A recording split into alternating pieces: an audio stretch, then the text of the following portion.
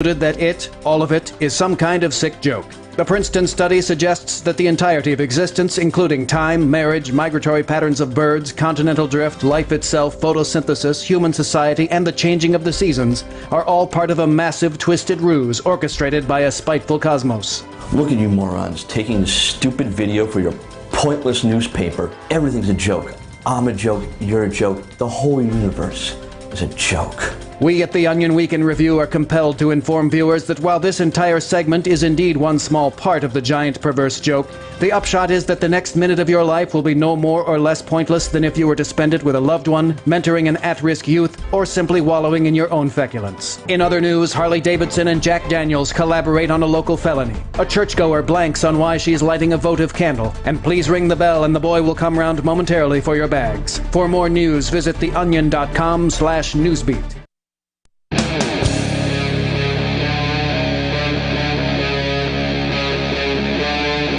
Free Talk Live.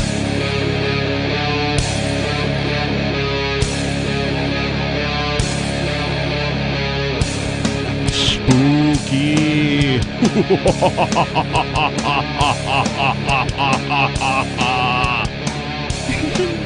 That's my demonic Halloween laugh. I can't top that. I used to be able to do like the Crypt Keeper. Let's see if I can do it. Hang on.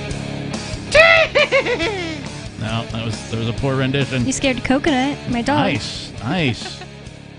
It is All Hallows Eve, for those of you who don't know the traditional name for Halloween.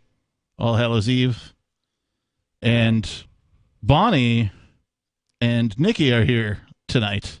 Somehow I ended up being the rock star. I get two chicks at the same time. Woohoo! I'm Lady Bon Bon. Lady Bon Bon? Lady Bon Bon, I love it. I like your bling, particularly your left shoulder bling. Oh, why, thank you. Yes. It's a gold back. It is a gold back. It's very, very libertarian of you to be sporting a gold back as part of your Lady Gaga costume.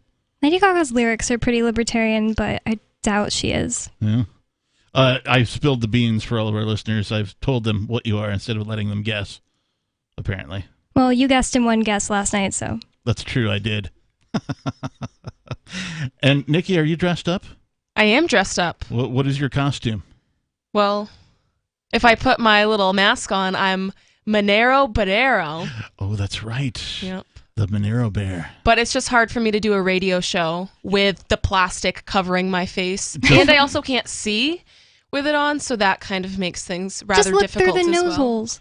Yeah, that's what Matt says, but they're like very, very like tiny pinpoint holes, and it's just... And it's a sort of a rubber mask, too, so yes, you would sound like everybody that when the mask mandates were in place, when you'd go to a retail establishment and you'd ask them something, they'd be like, hey, Nikki, can you read that story? You'd be like, sure. I was walking out of Walmart today, and some guy was like, have a nice day, to one guy, and the other one's like, you too. I was like, oh my God, this is ridiculous. There was more masks than I've seen in a long time today. Yeah, Really? people are getting back into the spirit. I mean, it's one thing to wear a Halloween mask and like, Yeah. Sort of the holiday spirit, if you will, of Halloween that folks like to do. I have to start out with this. Lady Bon Bon has accused me of being nothing. Like, did you dress up for it? You're nothing. She literally called me nothing. And I'm like, nothing? I contend, in fact, that my costume that I am wearing right now is scarier than your costume. My costume's not scary. I'm Lady Gaga. Okay, I don't know. I'll agree with that. I think mine's scarier than yours. You would have a legitimate argument there. But why would your costume be scary, Captain? Well, first of all, my costume is a dichotomy, so there's two different parts to my costume. The first thing that I thought of was, okay, what is the scariest thing that I could be to the general public, right? The first thing that I am is a man who is trusting his immune system. Oh my gosh, that's terrifying. To most people, apparently it is. Apparently, folks who trust their immune system are blamed for all sorts of things, including vaccinated people coming down with COVID-19. Because, the vaccine works. Even though they can spread it just as easily as people who didn't get vaccinated, according to studies. Yes. And indeed, I am also unmasked, which is terrifying to those who still mask. Ooh. So The mask is only protecting you, and you're not wearing a mask, so you're not protecting them. It's because I want Grandma dead. That must be it. So they say. But, yeah, no, it's because I think that breathing is important. And also, the masks didn't do anything. Like, even the most strict lockdowns, the coronavirus still spread. Yep. The masks didn't help. It didn't matter at all. So, well, because the COVID particles can literally go through the masks. You would need an N95 mask yes. to block the particles from coming out of your mask. And actually, a lot of people don't know this, but to wear an N95 mask safely, you're supposed to be cleared by a doctor. So if you have asthma, allergies, COPD, emphysema, any respiratory illness, you should not be wearing an N95 mask. It is not safe. You could die. Yeah. And for those types of masks, too, they recommend that you be, clean shaven. So anybody who just wore the little, cloth mask or whatever, the little paper disposable bastards, and they had any kind of facial hair, well, it doesn't work. Not going to work. So that's part number one, is that I'm unmasked and I'm trusting my own immune system, which is scary, apparently, to the majority of people on planet Earth, at least according to governments. Now, the other part is, I wanted to be not scary particularly to, you, for example, Bonnie, or you, Nikki, or anybody that I've seen around today. I wanted to be scary to banks and governments. Ooh. And how could I do that? Well, I don't know if you notice this large symbol on my chest. It's a Bitcoin symbol. Not a Bitcoin. Oh, my goodness. Dun, dun. Spooky. Yes. A Bitcoin enthusiast is the largest threat, is the scariest thing to governments and banks that exists on the planet currently that I'm aware of. Why is that, Captain? Well, you see, Nikki, it's the internet of money. It's not money from the internet or for the internet, even though that's where its origins are, but it's the internet of money. And that means that it hasn't even really begun doing what its potential is. It hasn't started really doing the things that I think it's going to do. So, for example, traditional banking provides you a set of services, let's say, wire transfers, account transfers, maybe they give you a savings account with some interest, they let you buy bonds, all that kind of stuff. Well, what if all of that was just now an app on your phone? An entirely new system. That's what's scary to them. Yeah, you could have not just a bank account on your phone, but you could have an entire bank on your phone. All of the same services and products that banks provide you could now be provided as an app because of cryptocurrency. With no permission needed. No permission needed, because cryptocurrency solves the problem of trust. Third-party trust. So now when, if Bonnie and I want to do a transaction, if I want to buy her glorious wig that she's wearing tonight, and she agrees to sell it to me for $500, in cryptocurrency, we can make that transaction via cryptocurrency. No bank needs to be involved, and we don't even have to really know each other for us to both be confident that the transaction is going to go through and go through at the price that we have agreed upon. So it solves the problem of trust that banks traditionally provided, but without a bank. And to this, banks are scared. Banks are about to go the way of the classified ads in newspapers because of cryptocurrency. You guys remember Craigslist? Yeah. Still a popular site to this day. Very simple, very text-based, some pictures, some text, classified ads. That's all it is. It single-handedly brought down the newspaper industry. Right? Cryptocurrency has the ability to do that to banks. It also has the ability to do that to governments. Governments for a long time as a siloed sort of a monolith, if you will, a centralized agency, has been the keeper of records for, well, longer than I've been alive, right? So if you wanted something to be, quote, official, unquote, you would want it to be recognized by a government, wherever you may happen to live. If you're not in the United States, it would be your, whatever government you're under. they were the official record keeper. Well, now record keeping doesn't need to be centralized anymore because, again, the blockchain is capable of replacing record keeping as an official register. So all of the record keeping that government, all the bureaucracy that government is currently doing and they think is so valuable is, again, about to go to the way of the dodo because it can be replaced by blockchain technology. And it'll be recognized across the globe. So to me, that's pretty scary. So again, I argue that my costume tonight is scarier than your costume, Lady Bonbon. You're still being what you are every day. Well, okay. That's true. Well, we'll see if my costume's even scarier when we get back. We will do just that. 603-283-6160. More Free Talk Live coming up. Are you tired of governments around the world killing innocent people? Stop using their money. There is an alternative. Bitcoin is a stateless, free market, non-political currency. Bitcoin is money that cannot be inflated or controlled by any state. By continuing to use their money, you're perpetuating the killing. Stop doing it. You have an incredible alternative available to you now. Learn it, use it, spread it. Get started with Bitcoin at Bitcoin.com. It's Bitcoin.com. Do you feel like your nation, state, or community no longer holds your values? Have you dreamt of a place where people agree that liberty is important and are free to pursue their projects so long as they respect the property of others? There are many people just like you that are discovering freeprivatecities.com. Their social media links are at the upper right of the page at freeprivatecities.com. All skill levels will be needed when the first of the Free Private Cities opens. It's sooner than you think. Stop arguing and build. freeprivatecities.com. Breaking weather news. Belize is sunny and around 82 degrees every day this week. What's the forecast for your life? If current politics and economic prospects are cramping your freedom, escape to the tropics. ECI Development has affordable second homes for you to own or rent in Belize and other tropical countries. Places with stable governments and growing economies. Secure your freedom now.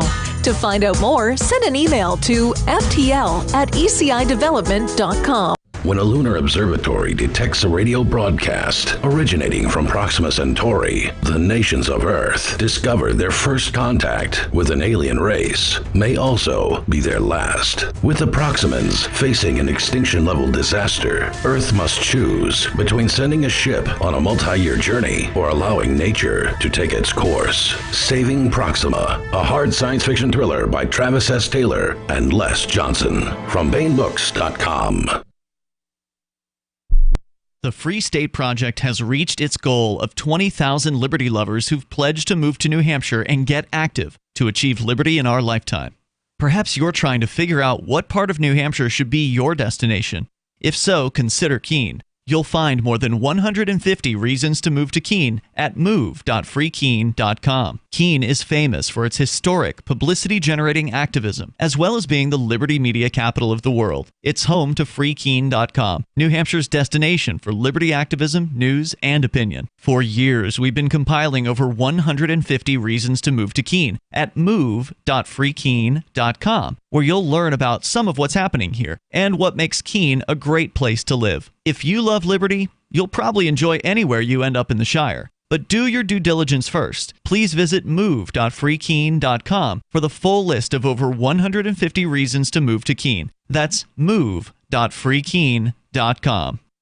What if you want to hear the latest episode of Free Talk Live, but all you have is your phone, you forgot to download our archive, and you have no data connection? You can call our Listen line at 641-793-0191. That's a long-distance number, so you may incur charges. If not, listen as long as you want. 641-793-0191. The Free Talk Live Listen line, 641-793-0191. There are basically two types of advertising, direct response and branding. Radio's great for direct response with its low cost to listener ratio, but audio can't be beat for branding, which is a longer-term endeavor. You want to be the first thing that someone thinks of when they think about your product or service. If you have a local business that you want kept top of mind in your community, call the station. If you need national reach, Free Talk Live's got around 200 radio stations, millions of monthly listening sessions, can suit all budgets, and if we don't think we're right for you, we'll tell you. Email me, mark@freetalklive.com. Our Matrix server is about as free as internet chat can be. Join the existing rooms or create your own at chat.freetalklive.com.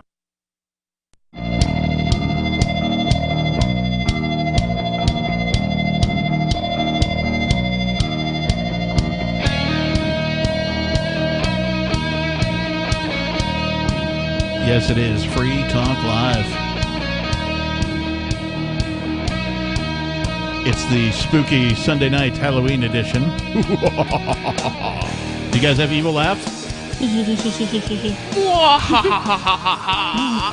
That's admirable. Hey, we tried. The telephone number, if you'd like to join us, is 603-283-6160. We are a live call-in talk radio program where you can take control of the airwaves and talk about whatever is on your mind. In the studio tonight, it is myself, the Lord Reverend Dr. Captain Kickass, joining me. It's Bonnie. And Nikki. I thought you were Lady Bonbon tonight. Okay, and it's Lady Bonbon. And Monero Badero. Is that the official name of the mascot? I think so. Nice. That's the name from the video. Okay. Which it's a pretty cool. It's a rap song, so but it's a pretty interesting video. All right. It's pretty fun. We have been arguing about whose costumes are scarier, and by arguing I mean like me basically telling you guys that my costume is scariest. My costume is not scary. I'm never scary for Halloween. I'm only pretty. You're always pretty, Bonnie. Thank you. What were you last year? An alien. Oh, that's right. You had the I balls on your remember head. that. I Yeah. remember everybody staring at your balls. Yeah, everybody was staring at my balls all night. It's true. Also on Friday, everybody was staring at my balls on the video stream. Yes, well, you know, our watchers of the show over at video.freetalklive.com are a certain breed of people. Very specific certain breed of people. I still think that my costume's the scariest. Why is that, Nikki? Because my costume does... Wait, first of all, what is your costume? Well, I'm the Monero Bear. Okay.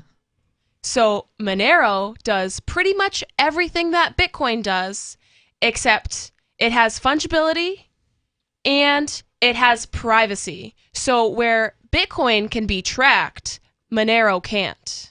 Because as it is sent, it gets destroyed and then essentially regenerated as the person that's receiving it gets it. So for those of our listeners who are not aware, there are websites that are dedicated to tracking Bitcoin transactions because the Bitcoin blockchain is a ledger and it is publicly available. And for the folks who are watching at video.freetalklive.com, Nikki is showing off her bare head. I'm not quite on the camera yet, but yeah, right. But yeah, I'll be coming around the mountain.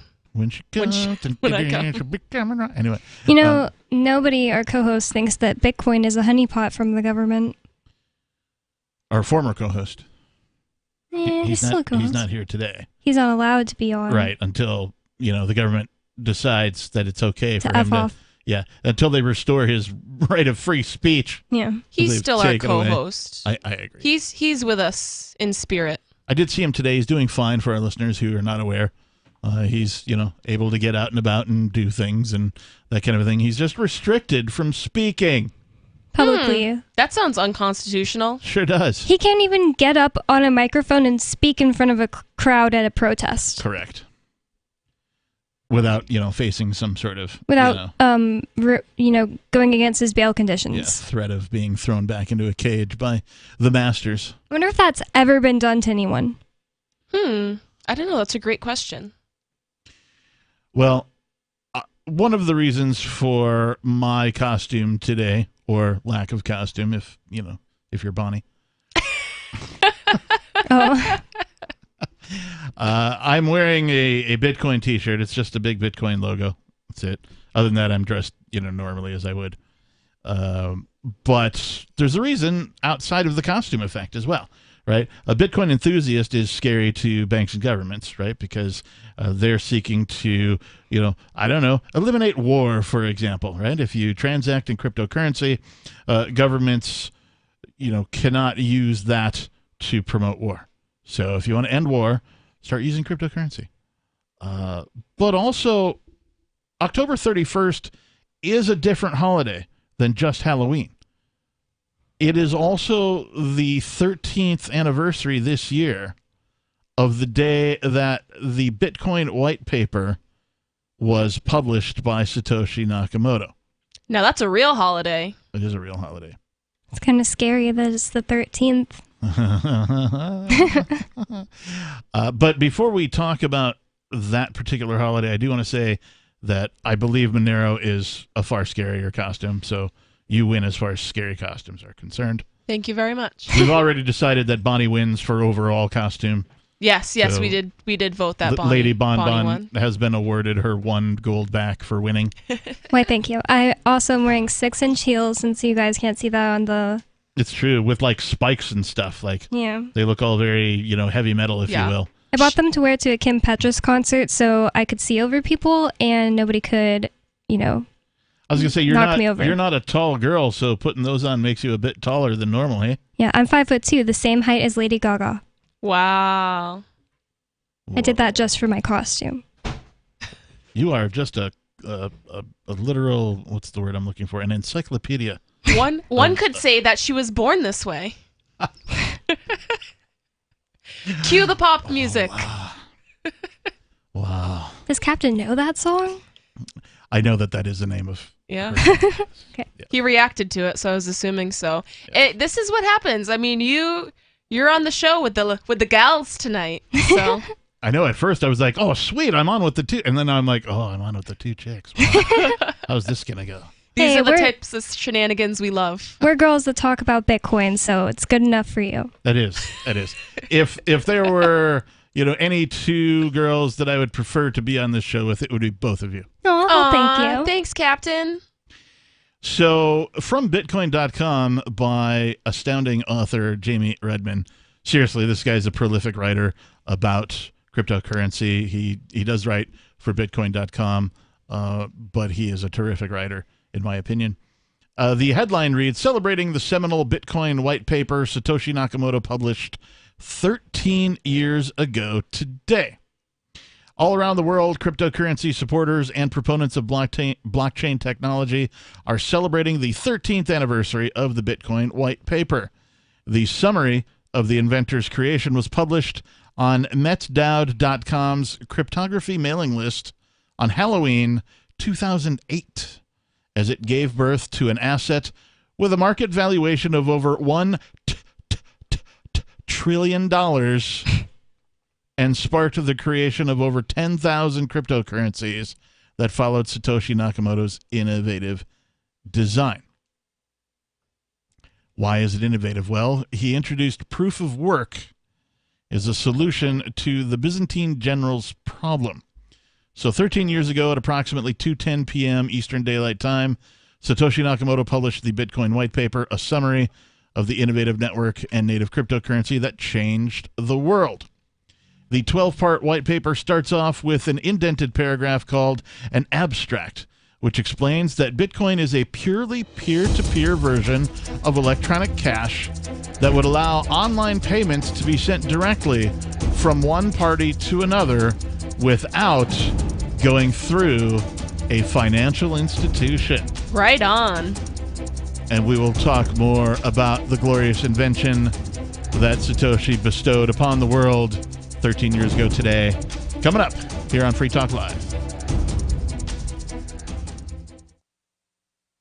Free Talk Live's video archives have been on Library for years. Library is an uncensorable, decentralized, blockchain-based media sharing protocol, and we're big fans of it here on Free Talk Live. In 2020, Library launched Odyssey, a video sharing website to compete with YouTube, and it's really taking off. Now with over 1 million channels, many of whom are disaffected YouTube creators. During YouTube's crackdown for not towing the government line on COVID, the Free Talk Live YouTube channel started receiving strikes and could be completely taken down at any moment. Thankfully, Odyssey started offering live streaming, so we're now streaming live every night and posting our video archives permanently to Odyssey. You can watch live or anytime on our Odyssey channel by visiting video.freetalklive.com. If you want to go all in, download the desktop app at lbry.com, and then every video archive you watch, you'll help seed and keep it online forever. At minimum, we ask you visit video.freetalklive.com and follow us on Odyssey today. video.freetalklive.com. From Feature Story News in Washington, I'm Jagruti Dave. Ahead of the COP26 summit in Glasgow, leaders of the world's richest countries agreed on the need for meaningful and effective action on the 1.5 degrees climate goal, but they did not put forward clear actions. In a joint statement after their meeting in Rome, G20 leaders also said they would end public funding for coal-fired power plants abroad without setting similar domestic targets, echoing a move announced by China last month. Activists have criticised the statement in Rome for not going far enough. Greenpeace said it lacked ambition and vision, but others argue the G20 has made progress by recognising the severity of the climate crisis, a point also made by Italian Prime Minister and G20 President Mario Draghi. UN Secretary-General Antonio Guterres tweeted he was leaving Rome with his hopes unfulfilled, but at least they are not buried as he looks ahead to COP26. As the two-day summit wrapped up in Italy, US President Joe Biden described the first in-person meeting since the onset of the pandemic as fruitful. Our correspondent Julia Sun watched the president's speech from New York. Climate change, global vaccine distribution, economic recovery, and supply chain hiccups. These are the issues President Biden focused on in Rome. His core message, America wants to solve problems with everybody. Biden opened the press conference on Sunday by talking about, quote, the power of America showing up and working with our allies and partners to make progress on issues that matter to all of us. Biden announced that the world's first trade agreement based on how much carbon the countries emit is in the work with the EU. This comes as world leaders are on their way to Scotland for the climate summit. White House Press Secretary Jen Psaki has tested positive for COVID-19. She was due to travel to Europe with US President Joe Biden, but before his departure, she cancelled her plans, citing a family emergency. In a statement on Sunday, she explained that emergency was members of her household testing positive for the coronavirus. She says she's been in quarantine since this discovery, adding she last had contact with the president on Tuesday, and they were both outside, sat more than 6 feet apart, wearing masks. She says she hasn't had close contact in person with the president or senior White House staff members since Wednesday. Psaki credits the vaccine as the reason why she's experiencing mild symptoms. The 42-year-old aide plans to return to work in person after quarantining for 10 days and after getting a negative rapid test result, which is not CDC guidance but required by the White House. President Biden received his Pfizer booster jab at the end of September after it was approved by the FDA for some Americans. From bureaus worldwide, this is FSN. You can stick it to the man and big tech. Join our FTL social mastodon at social.freetalklive.com.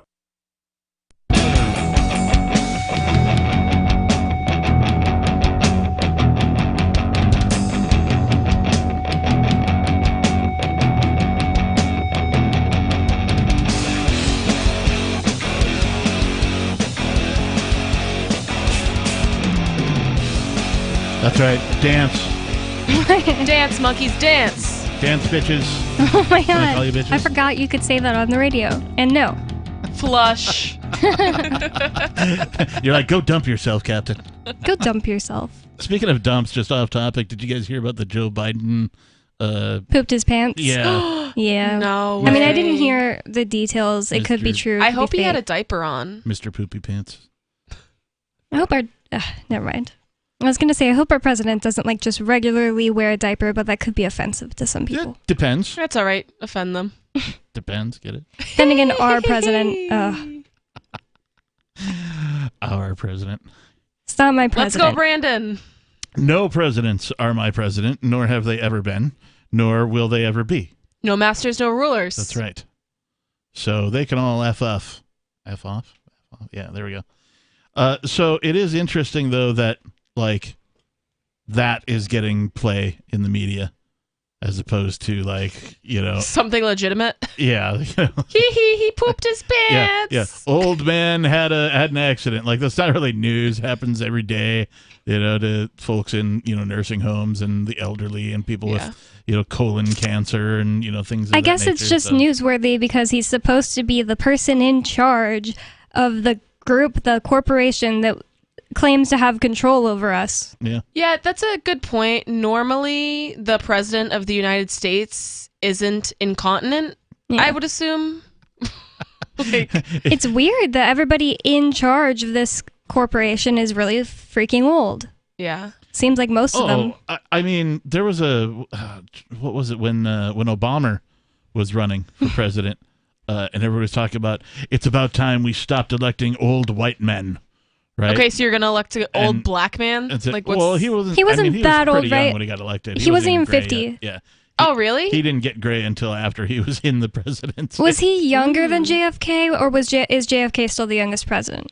I don't know the answer to that, but I suspect JFK was younger when he was elected, but I don't know that for a fact. But again, I don't care about these douchebags. Yeah, I don't care how old they are. I don't care what color they are. I don't care about their Twitter account. I don't care if they poop themselves. Like, I really don't care. But I find it funny that there was, this sort of like, hey, stop electing old white men. And then the next two presidents, of course, old white men. The oldest white man ever, Trump, right? Wasn't he the oldest ever? Who's up there? I'm not sure. No, I think Biden is actually older than him. I think just getting Biden, progressively older and older. Yeah, I think Biden takes that. Well, and imagine if Bernie Sanders got in. Oh yeah, I know he's real old. Yeah, he's like 80. He can barely talk, and he's got a. It's my vague imitation of Bernie Sanders. That's pretty good. Yeah, I do what I can. So anyway, moving past the topic of presidents who crap themselves. Although there was one really good meme where it's like they show Joe Biden, his arms are up, and he's holding like a pair of like stained whitey tighties, with like the shit. Oops. Dump yourself. Wah, wah. Speaking, did you guys see the one where it was Joe Biden holding a pair of Dora the Explorer underwear? Ew. No. Yeah. Kind of scary. But the one that I saw was him holding up the tighty whities with the stain in it, and the caption reads, "I did this." What the heck? Good job, buddy. Ew. All right, we were talking about this article from Bitcoin.com written by Jamie Redmond. It is, besides being Halloween, this also happens to be the 13th anniversary of the Bitcoin Whitepaper, which was published to the, I'm going to call it the crypto anarchists list. People have different names for this thing, but it was published 13 years ago today. When it was first published, academia and computer scientists worldwide were not aware that Bitcoin's inventor had solved a problem that had plagued computer scientists, well, forever, really. It says for years in this article, but it's a problem that had never been solved before. The Byzantine generals problem, or the Byzantine fault. For those of you who don't know what this is, digital transactions, digital currency had been an idea that had been toyed around with for some time. What they couldn't figure out how to do is prevent what's called the double spend. So, if you spent the money and then you rebooted your computer, it might not have saved the transaction, and you might be able to spend that same set of money again. So if you bought something for $100 and then, somehow you did a thing, and then you could possibly spend that same $100 again. This is basically the problem that had been solved by Satoshi Nakamoto. It's a little more complex than that. That's just the layman's explanation for those of you who aren't familiar with that. So 2 weeks after Nakamoto published the white paper on Halloween 2008, he told the pseudonymous members of Metsdad.com's cryptography mailing list that he had solved the problem. And so the proof of work chain is a solution to the Byzantine generals' problem, is the quote from Satoshi Nakamoto. So wait, 2 weeks after he published the white paper? Right. So where was he speaking from? Because I know that nobody knows who he is. He was emailing this list of, we'll call them developers. It was a cryptography mailing list. It was composed of a whole bunch of different developers, crypto anarchists, if you will, cryptography fans, and that type of a thing. And so he published this white paper, and, some time went by, and he finally said the proof of work chain is a solution to the Byzantine generals' problem. So all of these super, intelligent people into cryptography and stuff hadn't put it together. They read the white paper, but they hadn't quite put it together. that this was a solution to the Byzantine general's problem. So he pointed it out to them, and, the rest is history, of course. The benefits of Nakamoto's paper were clear, and the advantages of a triple-entry bookkeeping became apparent to people who studied the inventor's paper and witnessed the launch of the network on January 3rd, 2009. Satoshi also told Donald a few days earlier that the proof-of-work chain is the solution to synchronization problems and to knowing what the globally shared view is without having to trust anyone. Again, taking the trust away from what had only been able to be provided by centralized agencies, aka government. Banks. Right? Centralized, monolithic bureaucracies, if you will, has now been distributed and was no longer required for people to have transactions. So since then, Nakamoto's paper gave birth to the Bitcoin network and the myriad of blockchains that followed. Moreover, the white paper is leveraged in academia quite a bit these days. It is referenced in many crypto network white papers and cited 17,201 times on Google Scholar. Wow. It is safe to say there hasn't been another white paper as prolific and innovative as Nakamoto's since its release on October 31st, 2008. It quite literally invoked the next level of ledger accounting systems as triple-entry bookkeeping, in contrast to single and double ledger systems. It offers a concept that is nearly trustless if we remove trusting the autonomous system. So, just a note on single and double entry bookkeeping. Everybody has seen the green and white accountant's paper, right? Yeah. It used to be debit, credit. Yeah, debit, credit, right? It's got a green line and a white line, and a green line and a white line, and this is called a double. When they use this paper for accounting practices, it's a double entry system, and what it does is it's a check and balance against itself. Yeah. Right. The two entries go, okay, well, we know it's legit if we get the debit, we get the credit, we know it's a legitimate entry, but it still didn't remove the third party. So the triple entry system adds one more leg to that, and almost turns it into a 3D entry system. And it has and will continue to revolutionize things as it grows. 603-283-6160. Is there anything scarier to the system than cryptocurrency? Your calls are welcome here on Free Talk Live. More coming up. This is Michael Dean from the Freedom Fiends. I've run websites since 1996 and have used over a dozen web hosts in that time. AgristHosting.com is the only one that hasn't broken my heart. Agrist Hosting's uptime and service is stellar, and their DDoS mitigation is the best I've seen. That's important because if you tell the truth in this world, you'll ruffle feathers. And some people will try dirty tricks to silence your voice. No matter what the haters hit us with, Agrist Hosting keeps our websites online. If you have a mission-critical commercial presence or a world-changing activism site, you cannot tolerate any skullduggery. So go with AgristHosting.com. Have a WordPress or blog site, but you're not satisfied with performance or uptime? Or just want raw hosting? Want to pay with Bitcoin? Agrist Hosting specializes in high-performance hosting with personalized service. Go to AgristHosting.com and click on the button that says Get Hosted. That's AgristHosting.com. Looking for a great real estate investment? Consider New Hampshire, which is ground zero for the Liberty Movement. Your first call should be to Mark Worden from Porcupine Real Estate. He's more than just a real estate agent. He's your New Hampshire concierge. Where are the best places to live? Do you want farm, city, the burbs, or forest? Do you want a duplex or multifamily building so that renters pay your mortgage? There are homes in all price ranges in New Hampshire, and Mark can help with financing too. Invest in liberty and property. Mark Worden can help. PorcupineRealEstate.com.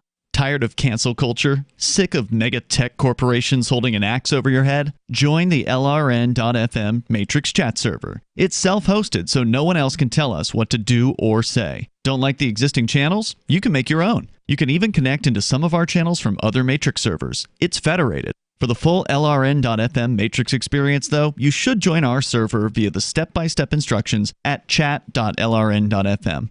chat.lrn.fm.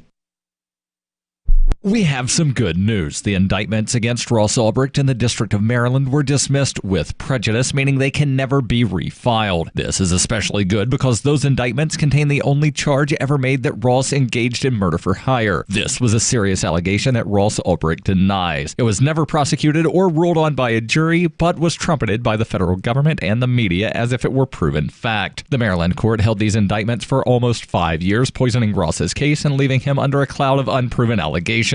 As explained in Ross's appeal to the Supreme Court, the fact that the judge used these allegations to give Ross a draconian sentence of double life without parole violated his Sixth Amendment right to a jury trial. Judges are required to issue sentences based on convictions decided by a jury, not unproven allegations never even charged at trial. Although this is a positive development, the dropped indictment will not set Ross free. Now, a presidential pardon is Ross's only hope of freedom. Sign the petition at freeross.org. freeross.org. Some of you asked, and now we've delivered. LRN.FM's live Keene, New Hampshire studio shows are now streamed in HD on Twitch. Visit our channel at twitch.lrn.fm and give it a follow. If you have Amazon Prime, you get one free subscription on Twitch. If you use it on our channel, Twitch will give LRN.FM a monthly piece of your Prime subscription cost. So please watch, follow, share, and subscribe to twitch.lrn.fm. That's twitch.lrn.fm. So you've signed the Shire Society Declaration and are planning your move to New Hampshire to be around more liberty-oriented people. Next, sign up for the Shire Society Forum at forum.shiresociety.com. There are a bunch of people there who are already in the Shire, and they want to meet you. If you're already in the Shire physically, you should also come by the forums. Remember, not everyone uses Facebook. New people are signing up for the Shire Society Forum every month, so drop in and say hello at forum.shiresociety.com. Don't miss a moment of Free Talk Live. Get our archives daily via our podcast at feeds.freetalklive.com.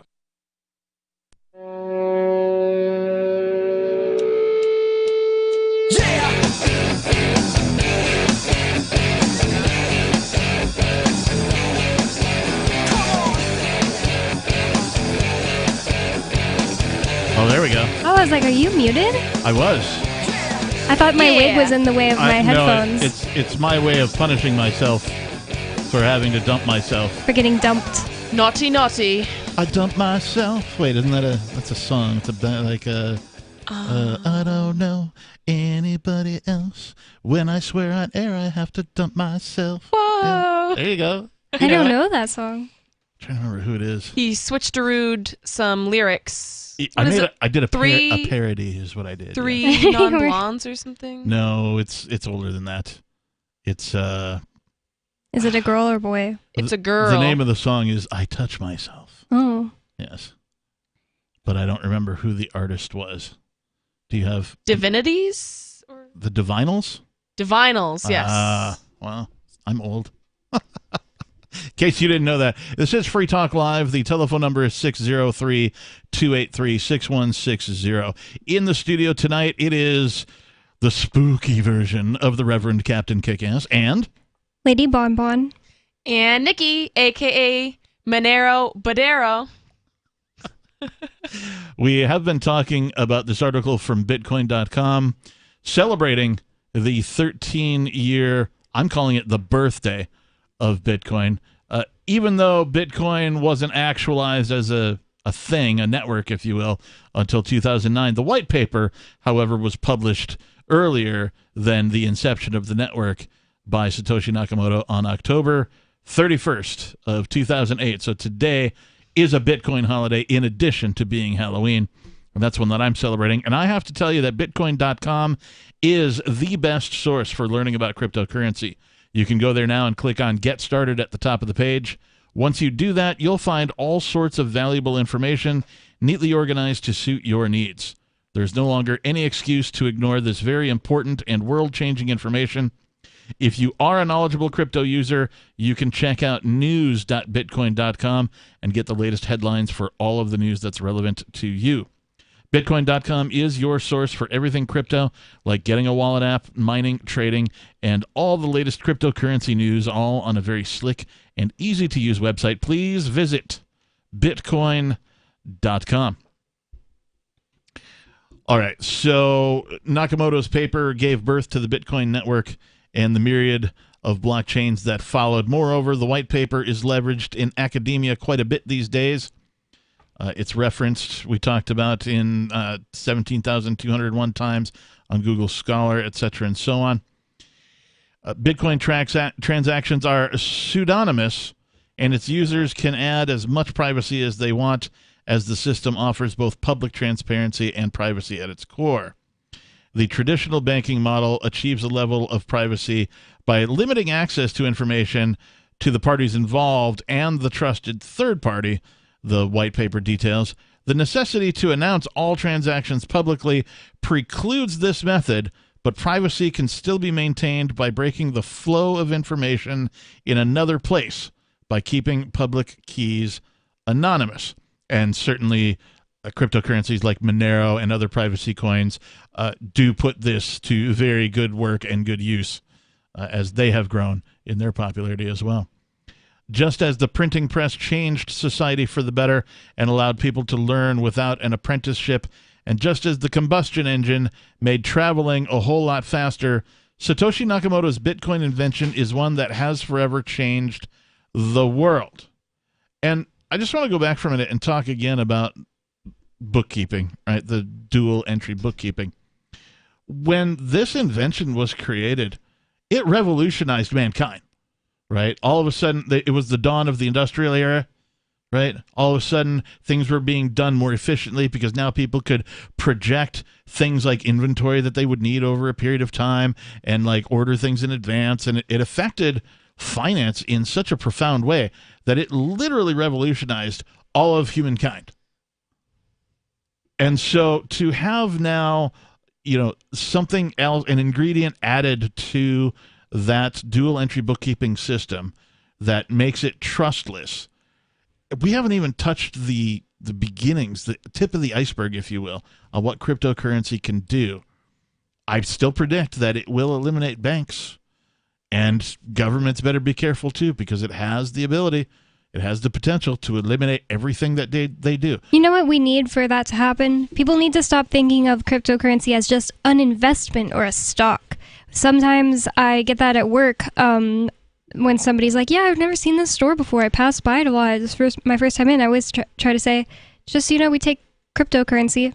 And a lot of them say things like, oh, I have never invested in that. I've heard some people say to stay away. It's like, it's not an investment.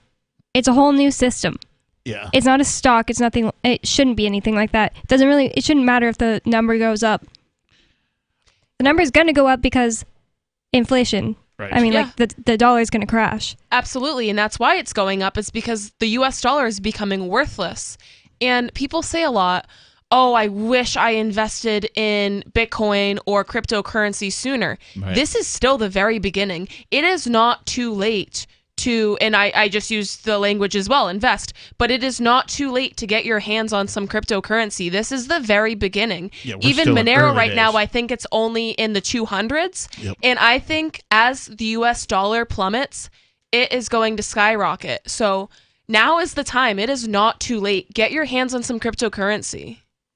I agree. People are like, well, what do you think the next Bitcoin is going to be? Cryptocurrency. Shiba Inu. Yeah. Like we're all, I mean, Bitcoin is still, or, cryptocurrency in general is still the next Bitcoin. Yeah. Shiba Inu is. I do have some Shiba. Me too. I was joking though. I don't really think it is. I don't. I don't think so I either. have some though. But meme coins are going to have a place. Yeah. Right? It's interesting because now something like a Shiba Inu or even a Dogecoin or any of the other meme coins can exist. Yeah. Yeah. And free can market. Find use. Yeah, it's free market. And that's the thing too. It's because people always say, oh, well, I only use Monero or I only use Bitcoin Cash, but there is value in decentralizing, and there is value in not putting all your eggs in one basket. Each coin and each different type of cryptocurrency, and even gold backs and silver, they all have their place. They are all valuable. You don't just have to pick one. And especially when it comes to things like the meme coins, you have Shiba Inu and Dogecoin, you're kind of taking a little bit of a gamble there. But if you, invest, or if you put your money into a little bit of each of them, you'll be surprised what happens. I mean, a lot of people put their money into Dogecoin, and next thing they knew, I mean, it skyrocketed. Yep. And you can hang on to it, or you can swap it out for something different. So there's just, I mean, it's limitless. Truly, it's limitless. I just think that if something is popular right now and under $1 and you get it right now, the dollar is just going to crash more and more. One day, Shiba Inu and Dogecoin is going to be worth more than $1, and that's all it really needs. If it's worth the price of $1, you know what I'm saying. And it'll be worth more than your government issued. Yeah, it'll be worth more than your government issued dollar. Yeah. And that'll be a glorious day when that happens. And to me, what I find fascinating about cryptocurrency is the, I think, over 10,000 different cryptocurrencies, not including all the tokens and Ethereum, that kind of a thing, that exist, is representative of what a currency market would look like in a free market. Yeah. Instead of what it looks like in a not free market where only governments issue currency, right? They only need to compete with themselves. And so that means that globally, the currency market is limited to 200, I'm rounding up, 200, there's about 200 countries on planet Earth. And so the market for currency prior to cryptocurrency was 200 governments, right? 200 governments could issue a currency and force people to use their currency on a national level or trade between different countries' currencies. You'd hear about this. People would, coin enthusiasts would trade, this coin for that coin from another country. Yeah. People like people who played the stock market and things like that. Forex. Well, even before Forex. Would trade currencies, arbitrage between state-based currencies, right? Cryptocurrency comes along, and all of a sudden, an explosion, 10,000 cryptocurrencies, right? Instead of 200, right? That's what a free market looks like, is when anybody is able and free to create a cryptocurrency. It's giving it use, right? A practical application, or giving it popularity is what fuels it now, instead of violence, the use of force, which is all governments. It's the only tool they have in their belt. They claim a monopoly on it, so it's the only way that they know how to operate. So, if you want coin that is more free, if you want coin that is principled, if you want currency that solves problems and continues to do so, well, cryptocurrency is the way to go, in my opinion. 603-283-6160. Hour number 2 of Free Talk Live is coming up.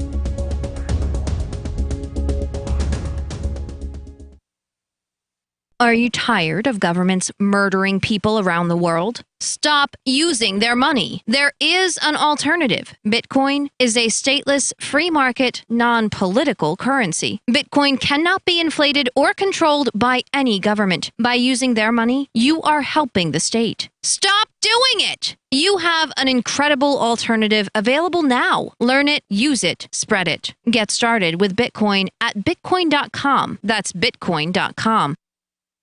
Do you feel like your nation, state, or community no longer holds your values? Have you dreamt of a place where people agree that liberty is important and are free to pursue their projects so long as they respect the property of others? There are many people just like you that are discovering freeprivatecities.com. Their social media links are at the upper right of the page at freeprivatecities.com. All skill levels will be needed when the first of the Free Private Cities opens. It's sooner than you think. Stop arguing and build. freeprivatecities.com. The new 4th edition of Healing Our World, The Compassion of Libertarianism, will take your understanding of liberty to a deeper level and has over 1,300 updated references, new cartoons, and a foreword by Dr. Ron Paul. With discounts for multiple book purchases, the 4th edition of Healing Our World is a great gift for the liberals, pragmatists, environmentalists, and Christians in your life who think libertarianism is cold-hearted. Get yours today at healing.freetalklive.com and use promo code FTL for a $5 discount. If you want to know the latest about Free Talk Live before we go on the air, all you need to decide is how you want it delivered. It's your choice. Visit news.freetalklive.com to receive our usually weekly news updates by email. Plus, we have a Twitter account at twitter.freetalklive.com, and you can follow us on the decentralized Mastodon platform at toot.freetalklive.com. So please follow us at toot.freetalklive.com and sign up for our emails at news.freetalklive.com. You're listening to the live edition of Free Talk Live. Hour number 2 is next after the news here on the Liberty Radio Network at LRN.FM. From Feature Story News in Washington, I'm Jagruti Dave. Ahead of the COP26 summit in Glasgow, leaders of the world's richest countries agreed on the need for meaningful and effective action on the 1.5 degrees climate goal, but they did not put forward clear actions. In a joint statement after their meeting in Rome, G20 leaders also said they would end public funding for coal-fired power plants abroad without setting similar domestic targets, echoing a move announced by China last month. Activists have criticised the statement in Rome for not going far enough. Greenpeace said it lacked ambition and vision, but others argue the G20 has made progress by recognising the severity of the climate crisis, a point also made by Italian Prime Minister and G20 President Mario Draghi. UN Secretary-General Antonio Guterres tweeted he was leaving Rome with his hopes unfulfilled, but at least they are not buried as he looks ahead to COP26.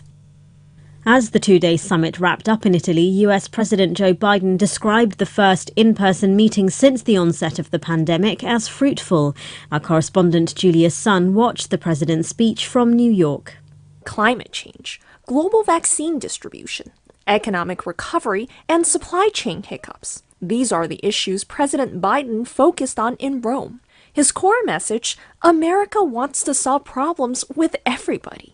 Biden opened the press conference on Sunday by talking about, quote, the power of America showing up and working with our allies and partners to make progress on issues that matter to all of us. Biden announced that the world's first trade agreement, based on how much carbon the countries emit, is in the work with the EU. This comes as world leaders are on their way to Scotland for the climate summit. White House Press Secretary Jen Psaki has tested positive for COVID-19.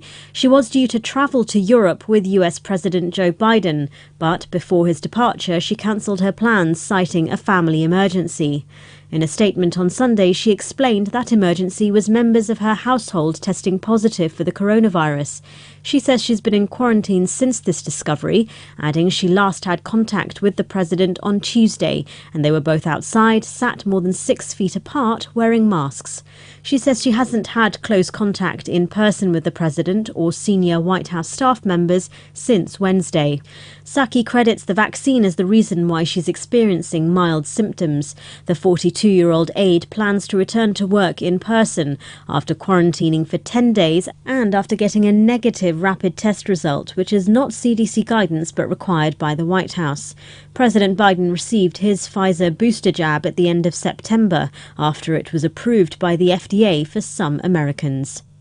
From bureaus worldwide, this is FSN. With FSN Spotlight, I'm Simon Marks, looking today, of course, at the COP26 Climate Summit in Glasgow. And one big question hanging over the event: can politicians deliver on society's demand for change in the face of a warming planet? President Biden raised eyebrows in Rome on Friday by travelling in an 85-car convoy to his meeting with Pope Francis, which the White House says was dominated by talk of climate change. Private planes have been ferrying global delegations to Scotland for the summit.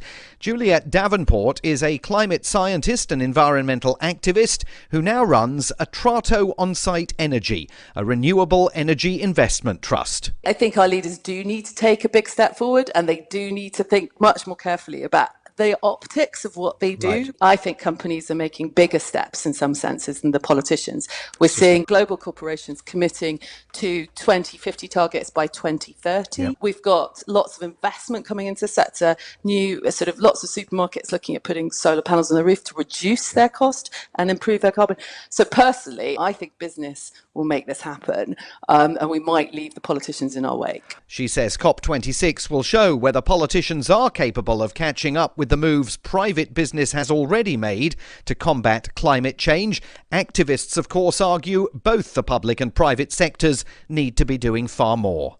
With FSN Spotlight, I'm Simon Marks. The main headlines again. G20 leaders have agreed on the need for meaningful and effective action on climate change, but did not put forward clear actions. As the two-day G20 summit wrapped up in Italy, US President Joe Biden described the first in-person meeting since the onset of the pandemic as fruitful. And White House Press Secretary Jen Psaki has tested positive for COVID-19. And that is the latest from Feature Story News. I'm Jagruti Dave in Washington.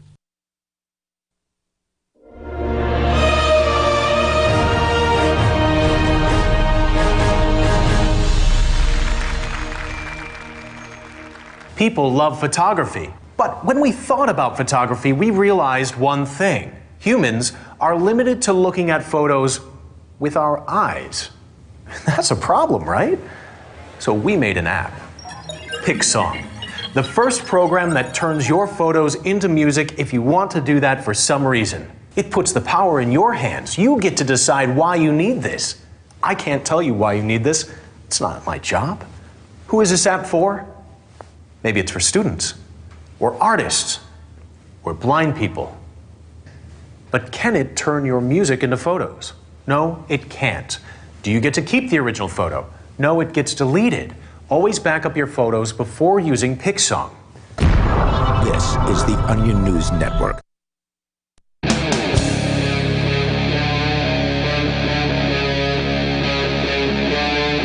Free Talk Live.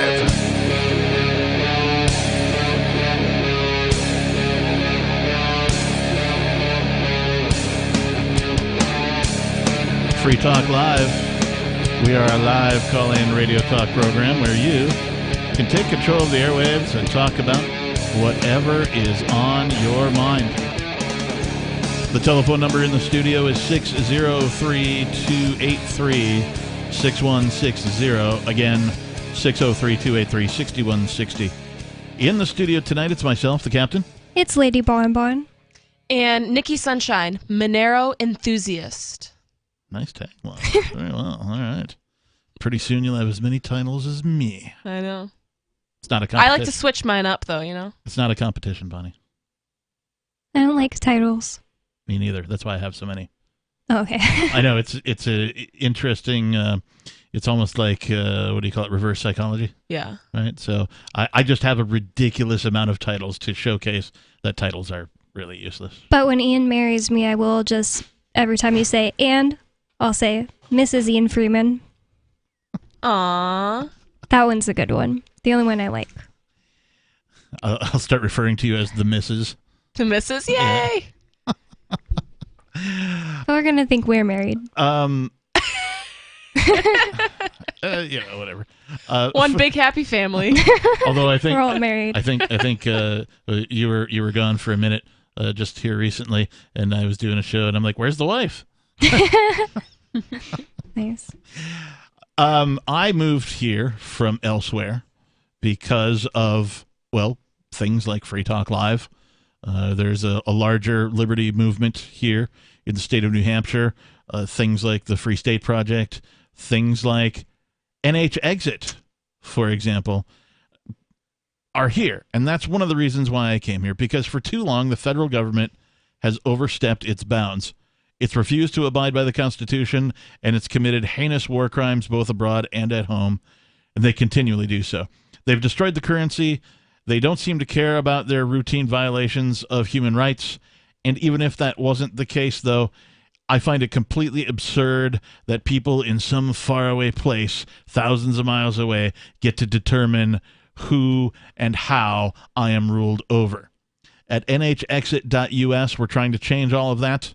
We've proposed an amendment to the New Hampshire Constitution that would allow New Hampshire to declare its independence from the shenanigans, warmongering, and economic destruction wrought by the United States government. Sign the petition today at nhexit.us. Let's see New Hampshire exit the U.S. Where others have failed, we will secede. One reason we need to secede from the United States is because Joe Biden's federal government, and his cabinet he's picking is getting, bigger and bigger, bigger and bigger government people in it. You have something that alludes to this, or straight out states it, really. What's going on with his nominee? FEE, the Foundation for Economic Education, has this story. Meet the Biden nominee who's sympathetic to Soviet-era socialism and wants the Fed to pretty much take over private banking. I have no clue how to say her name, but I'm going to try. Saula Omarova openly admits that her proposed reforms will effectively end banking as we know it. Sounds nice, but not in a good way. Not in the same way that Bitcoin will end banking. As we know it, yeah. Many of President Biden's nominees have been quietly confirmed without much of a fight.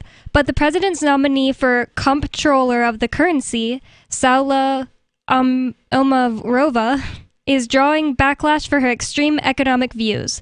Republican Senator Pat Toomey, a staunch fiscal conservative, said he has never seen a more radical choice for any regulatory spot in our federal government. Okay, so a socialist person or somebody in favor of socialist policies, at least, and how is that going to play out? Are you asking what she's going to be doing? Yeah. I don't really know what this is. The comptroller of the currency. That's the title. Comptroller. Never heard of this. Terrible. Yeah. Never heard of this seat or whatever in general. Yeah, the comptroller is a corporate term that usually refers to, if I'm not mistaken, the person who controls the accounts, right? So you have a CFO in a corporation. He's the chief financial officer. He's the guy who makes the decisions, but the comptroller is the one who actually writes the checks. It says, what's prompting the unusual level of pushback on this nomination for a top regulatory position? Well, Omarova has an unusual educational and ideological background that, in conjunction with her many public statements, suggests she is sympathetic to, if not outright supportive of, the state-run economic model that dominated the former Soviet Union where she grew up. Whoa, she is from there. Whoa. Omarova attended Moscow State University on the, I don't know if that is X.I. Lenin Personnel Academic Scholarship, authoring a thesis on Marxist thought that she has so far declined to provide to the Senate Banking Committee. They're asking for her thesis. Okay. This educational background in and of itself shouldn't be disqualifying. Many like myself studied at Marxist or far-left universities, myself as in the person writing this article. Many like myself studied at Marxist or far-left universities, yet actually came to appreciate the importance of free markets as a result. Yeah, right. But not this one, apparently. I find it hard to believe. Well, yeah, I don't know. Well, this guy's writing for fee, so I'm sure he appreciates free markets.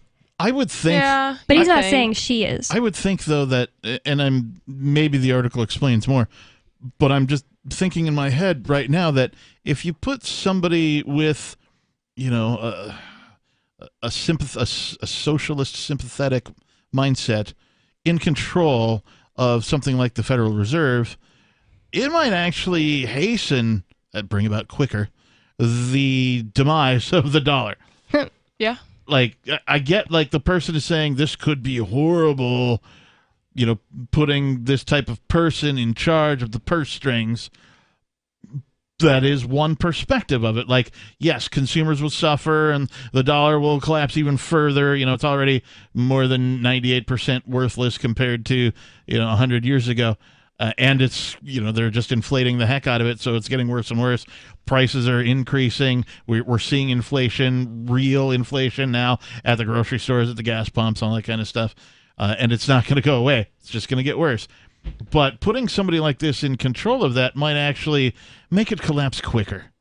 I'm okay with that, actually. And I'm strangely okay with that as well. I mean, it'll be even better if we're not in the, federal system when that happens, if we've already seceded. Right. Yeah. Or at least people have been smart enough to have some backup, right? Everybody still kind of has to use the dollar, the Federal Reserve notes, to, as the unit of account, right? Things are still priced in dollars and all that kind of thing. So even if you're using alternative currencies like gold backs or cryptocurrency, you're still how many dollars does that translate into? Your app has to do the math for you, or you have to find an app to do the math for you, and that kind of a thing.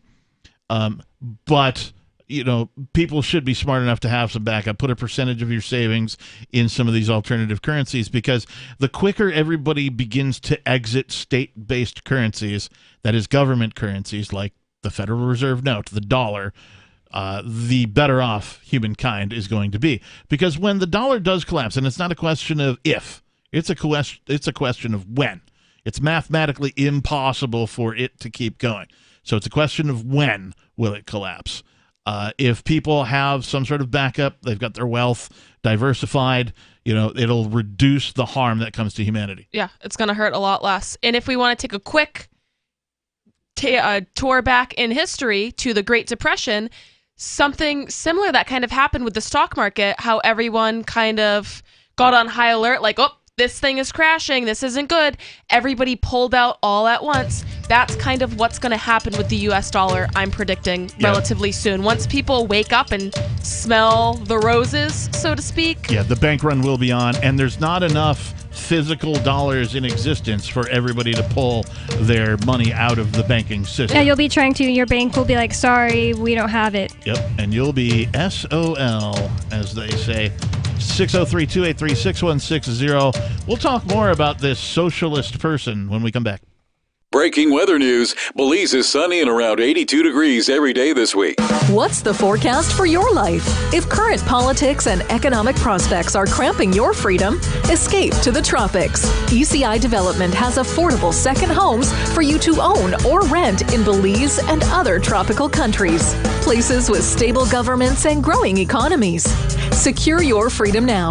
To find out more, send an email to ftl@ecidevelopment.com. Brute force, intransigent defiance, adamantine will. These are the hallmarks of the AI tank. These gigantic machines have the firepower of an army, but they also have their own sense of honor and duty. When the world breakers arrive, battle will be joined, planets will shake, and war and peace will never be the same again. World Breakers. Stories from David Weber, Larry Correa, and more. Available August 3rd from BaneBooks.com. Are you tired of governments murdering people around the world?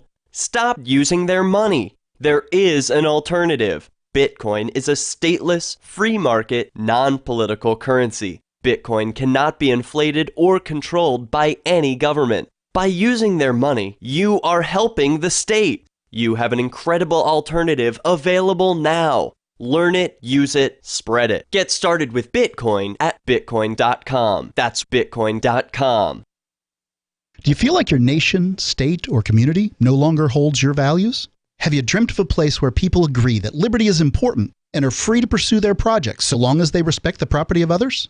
There are many people just like you that are discovering freeprivatecities.com. Their social media links are at the upper right of the page at freeprivatecities.com.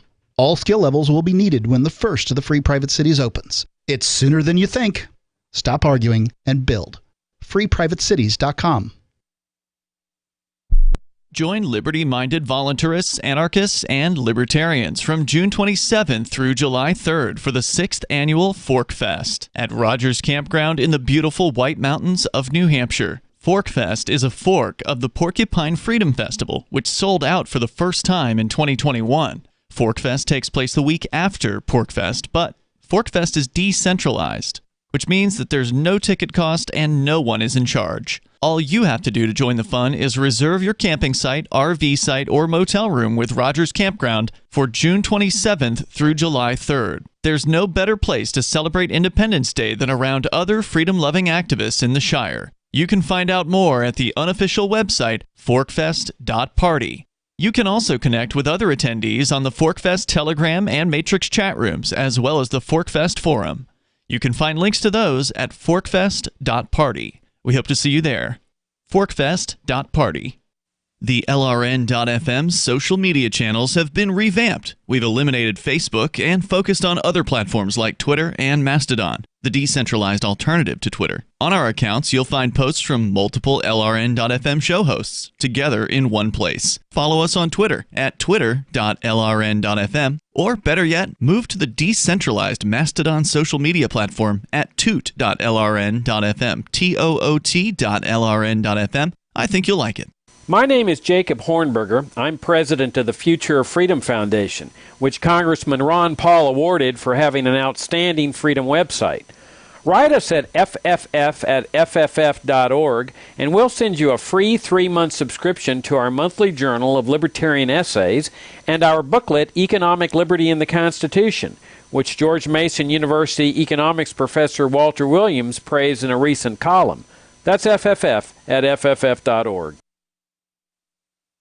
We're still not sure why you'd want to watch, but our video feed is streaming nightly for free at cam.freetalklive.com.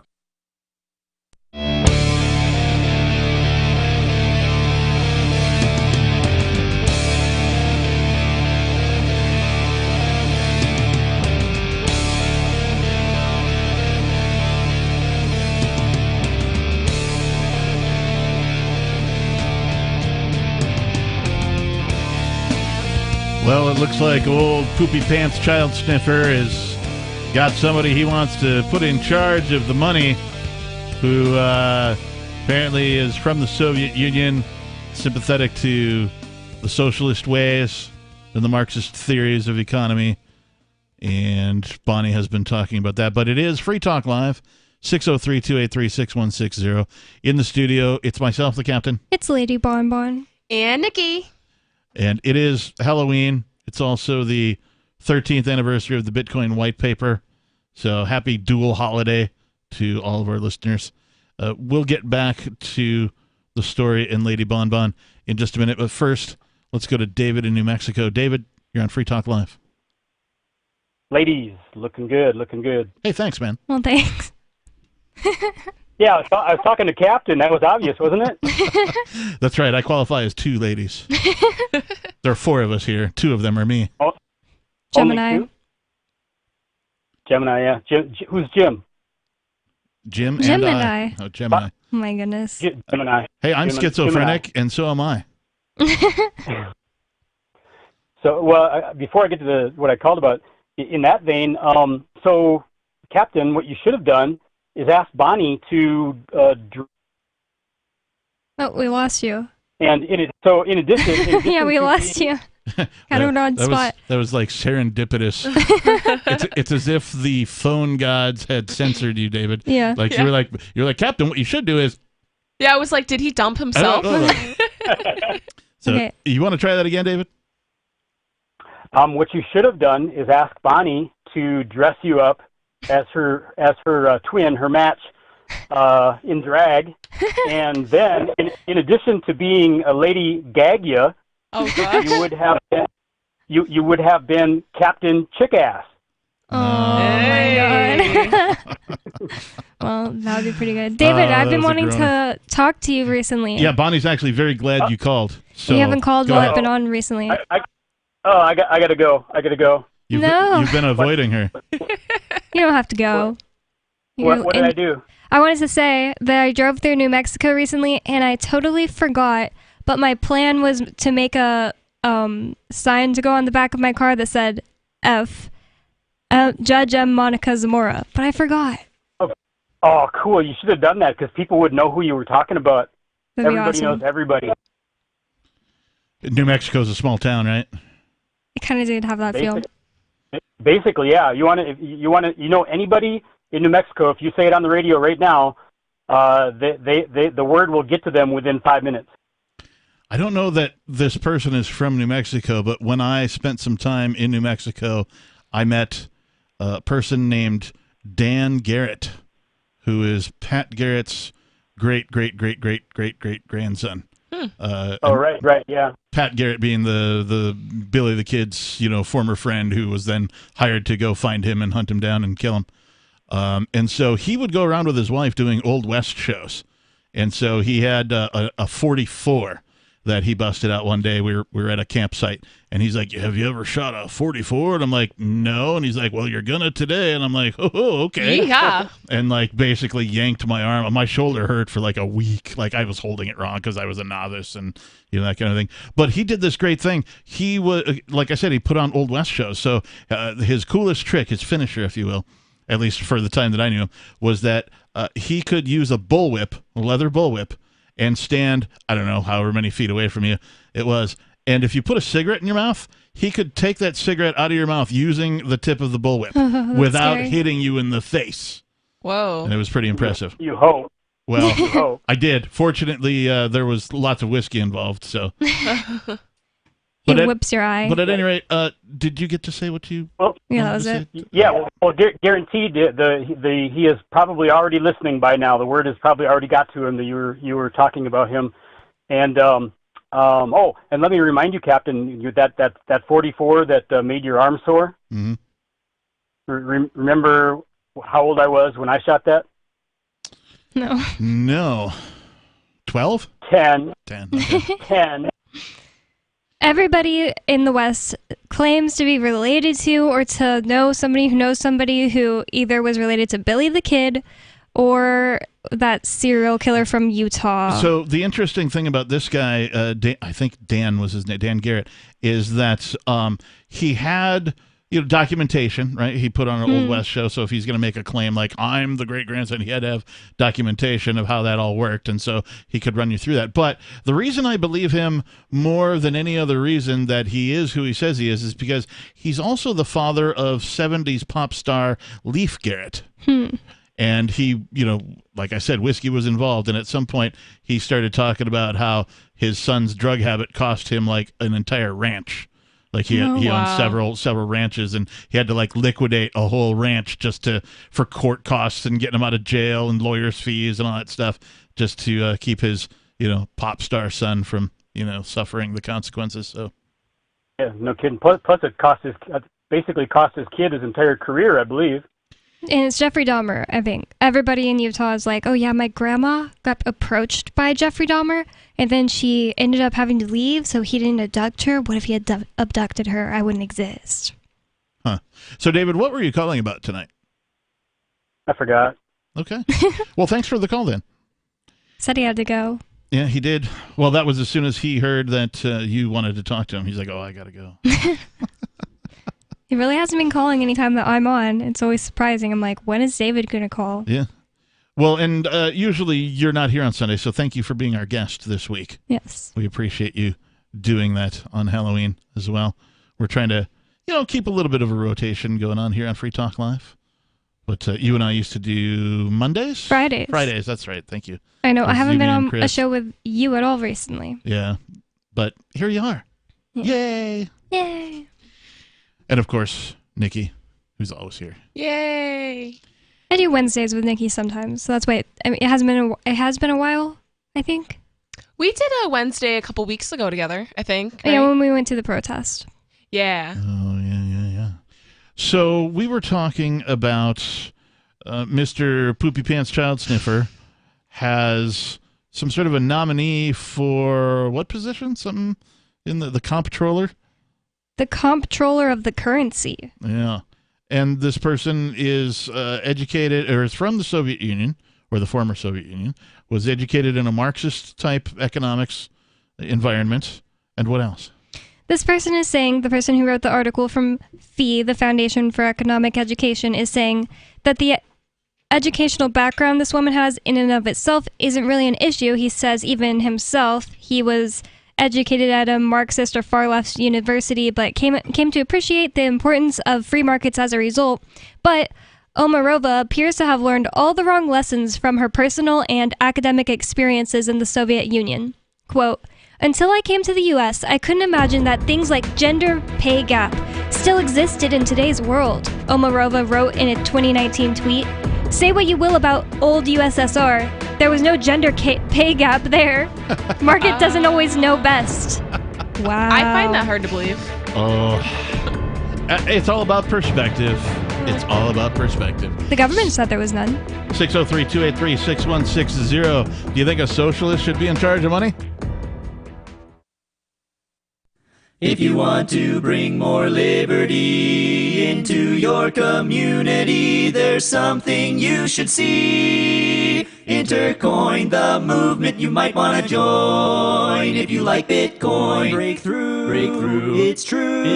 It's truly something new. if you'd like to see real prosperity. Start your own currency, boost the economy. Intercoin, the movement you might want to join. If you like Bitcoin, its impact's hard to overstate. Results you can appreciate. If you're tired of relying on the state, want to make your own community great. Homelessness and hunger to eliminate. Let the wealth accumulate. Don't wait for the growth rate to accelerate. Go to intercoin.org and get the coins for yourself.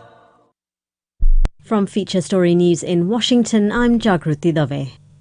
Ahead of the COP26 summit in Glasgow, leaders of the world's richest countries agreed on the need for meaningful and effective action on the 1.5 degrees climate goal, but they did not put forward clear actions. In a joint statement after their meeting in Rome, G20 leaders also said they would end public funding for coal-fired power plants abroad without setting similar domestic targets, echoing a move announced by China last month. Activists have criticised the statement in Rome for not going far enough. Greenpeace said it lacked ambition and vision, but others argue the G20 has made progress by recognising the severity of the climate crisis, a point also made by Italian Prime Minister and G20 President Mario Draghi. UN Secretary-General Antonio Guterres tweeted he was leaving Rome with his hopes unfulfilled, but at least they are not buried as he looks ahead to COP26. As the two-day summit wrapped up in Italy, US President Joe Biden described the first in-person meeting since the onset of the pandemic as fruitful. Our correspondent Julia Sun watched the president's speech from New York. Climate change, global vaccine distribution, economic recovery, and supply chain hiccups. These are the issues President Biden focused on in Rome. His core message, America wants to solve problems with everybody. Biden opened the press conference on Sunday by talking about, quote, the power of America showing up and working with our allies and partners to make progress on issues that matter to all of us. Biden announced that the world's first trade agreement based on how much carbon the countries emit is in the work with the EU. This comes as world leaders are on their way to Scotland for the climate summit. White House Press Secretary Jen Psaki has tested positive for COVID-19. She was due to travel to Europe with US President Joe Biden, but before his departure, she cancelled her plans, citing a family emergency. In a statement on Sunday, she explained that emergency was members of her household testing positive for the coronavirus. She says she's been in quarantine since this discovery, adding she last had contact with the president on Tuesday, and they were both outside, sat more than 6 feet apart, wearing masks. She says she hasn't had close contact in person with the president or senior White House staff members since Wednesday. Psaki credits the vaccine as the reason why she's experiencing mild symptoms. The 42-year-old aide plans to return to work in person after quarantining for 10 days and after getting a negative rapid test result, which is not CDC guidance but required by the White House. President Biden received his Pfizer booster jab at the end of September after it was approved by the FDA for some Americans. From bureaus worldwide, this is FSN. You can help spread the ideas of liberty with our Patreon for just $5 per month at amps.freetalklive.com.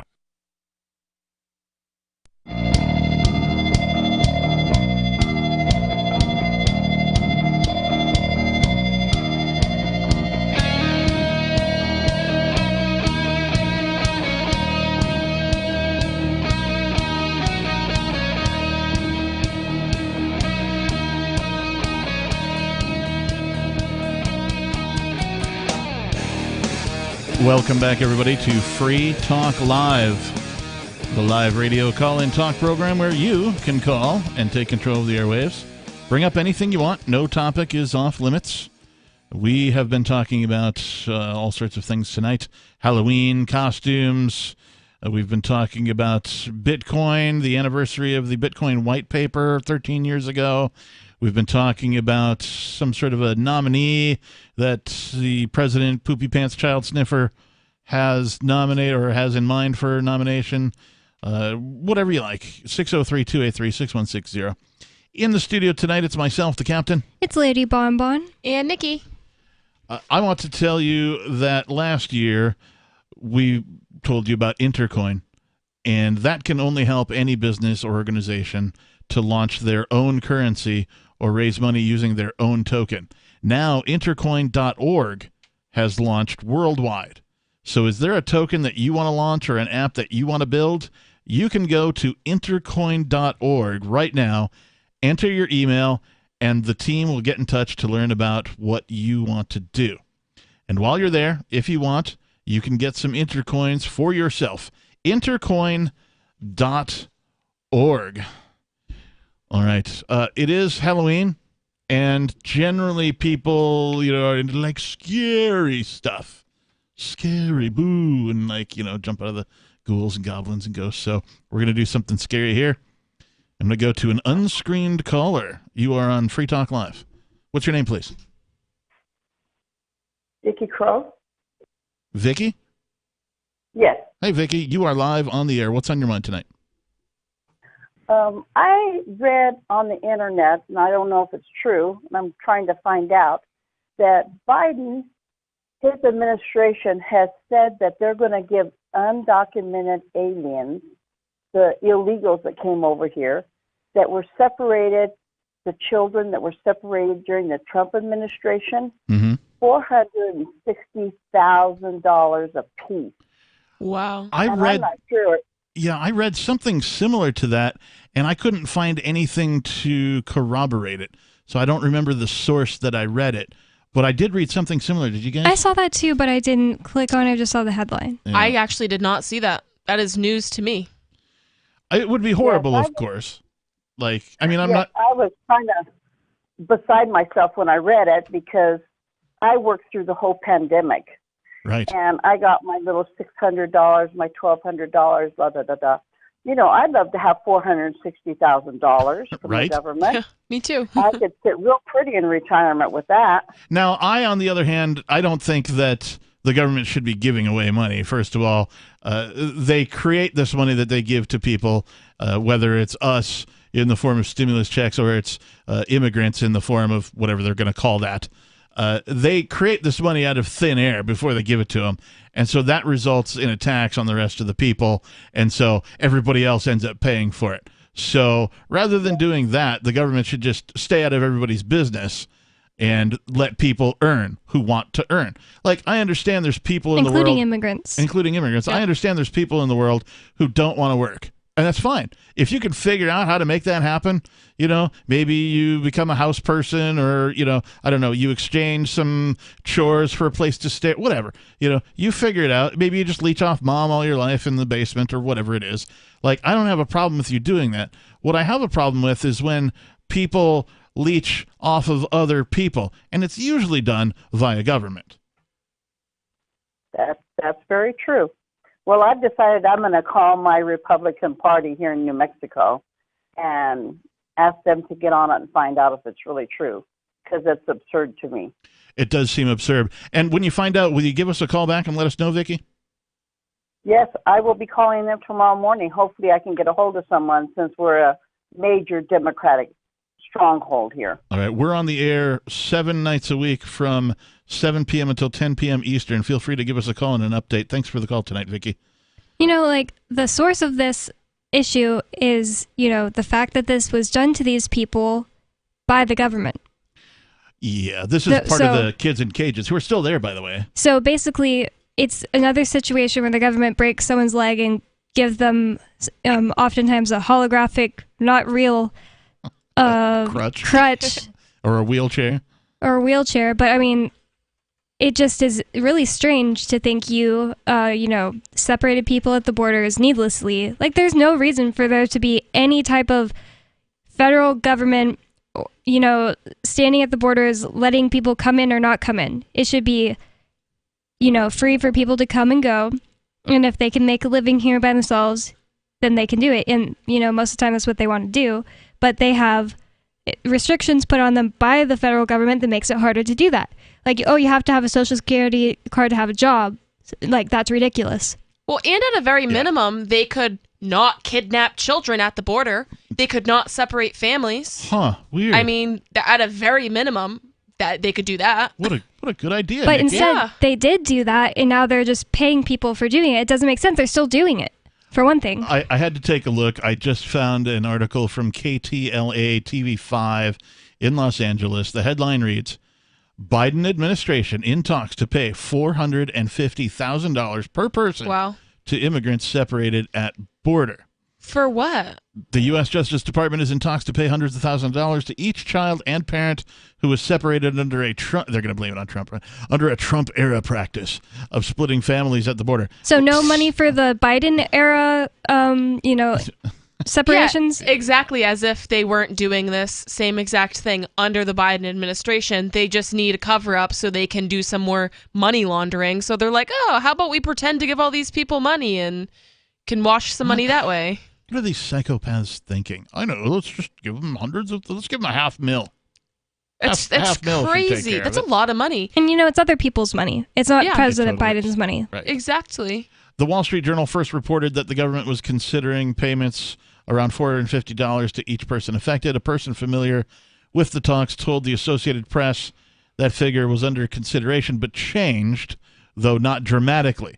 The person spoke on condition of anonymity because they don't have any balls. No, that's not what it says. It says because the discussions are private is what it says. The discussions continue, and there is no guarantee the two sides will strike an agreement. About 5,500 children were split from parents under President Donald Trump's zero-tolerance policy, which, by the way, continues under President Biden. The article does not mention that part, but it is true. Under which parents were separated from their children to face criminal prosecution for crossing the border illegally, according to court filings in a federal case in San Diego. Inadequate tracking systems caused many to be apart for an extended time. Yeah, you mean government people employed by the government.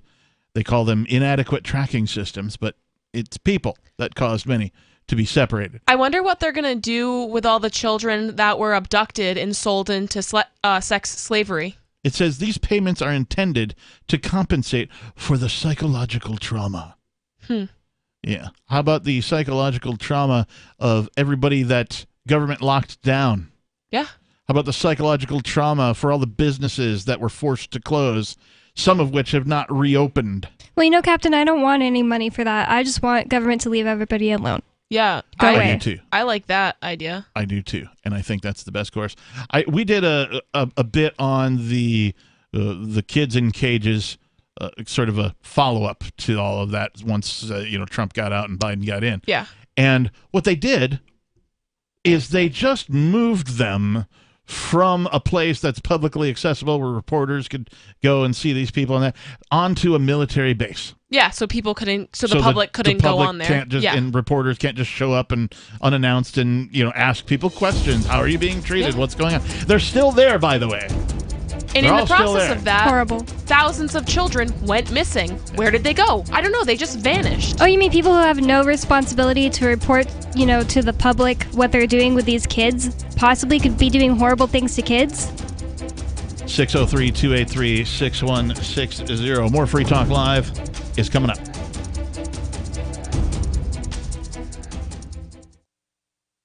Uncovering the secrets and exposing the lies. That's what the readers of freedomsphoenix.com get every day. freedomsphoenix.com, constantly providing the information, the real news about government policies, and the real relationship we all have with the coercive government. The real condition of the economy, innovations in technology, breakthroughs in energy, health, and computer science. Learn the truth well before it's admitted to in the lamestream media. The corporate media, nothing more than distributors of government propaganda, but now there's an alternative. freedomsphoenix.com. Constant news updates on the issues that affect your life in the most important ways. With liberty and property under constant attack, freedomsphoenix.com provides the understanding behind the propaganda, and it encourages the participation of its readers. Go to freedomsphoenix.com. That's freedoms with an S, phoenix.com. freedomsphoenix.com. The revolution between the ears has already happened. Is oral health important to you? If you don't like your own teeth, fresh breath, or kissing people, then by all means stop listening. Several years ago, I met Jessica Armand, founder and CEO of My Magic Mud, and I became passionate about the product that she created and never want to live without it. It's clinically proven to whiten teeth, but I find it does much more. They want you to love My Magic Mud as much as I do, so they're giving you a money-back guarantee plus 20% off. Go to mymagicmud.com and use coupon code FTL20 at checkout. mymagicmud.com, FTL20. There are lots of ways to listen to Free Talk Live. Our podcast has been around since podcasts began, and now the FTL feed is loaded with content besides our full show archives. Did you know that we make it easy for you to customize your podcast subscriptions? We have different feeds, one that includes only our full shows, one with just the Daily Digest, and our main feed that includes everything. You decide what you listen to. It's quick and easy to customize your feeds at feeds.freetalklive.com. That's feeds.freetalklive.com. Why did you move to the Shire? I moved here to the Shire because there's other people around who take liberty just as seriously as I do. I moved to the Shire because I saw videos of people challenging authority and thought that I could get support myself. It called to me, like, do this, right now. I wanted to be around people like me who got it, and once I got here, I knew there was nowhere else that I wanted to be. I've always wanted to change the world, so I moved to the Shire to join people who were actually working towards doing the same thing. The people here are awesome, loving, and positive. It was for the adventure and for the feeling of something important is happening here, and I just wanted to come to sort of be part of that. Visit shiresociety.com to read and sign the Shire Society Declaration and learn the reasons why, if you love liberty, you should immigrate to the Shire. Plus, connect with others via the forum at shiresociety.com. That's shiresociety.com. What if you want to hear the latest episode of Free Talk Live, but all you have is your phone, you forgot to download our archive, and you have no data connection? You can call our Listen line at 641-793-0191. That's a long-distance number, so you may incur charges. If not, listen as long as you want. 641-793-0191. The Free Talk Live Listen line, 641-793-0191. There are basically two types of advertising, direct response and branding. Radio's great for direct response with its low cost to listener ratio, but audio can't be beat for branding, which is a longer-term endeavor. You want to be the first thing that someone thinks of when they think about your product or service. If you have a local business that you want kept top of mind in your community, call the station. If you need national reach, Free Talk Live's got around 200 radio stations, millions of monthly listening sessions, can suit all budgets, and if we don't think we're right for you, we'll tell you. Email me, mark@freetalklive.com. Yep, we still do email. Drop your email address in the entry box at freetalklive.com, and you'll be kept in the loop with Free Talk Live.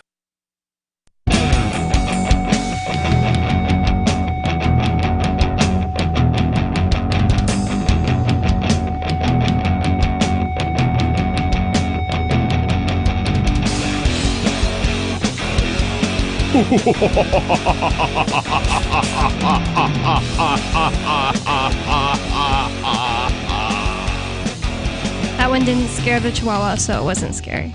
Yeah, I was just seeing how long I can keep it going. I do that with belches sometimes too.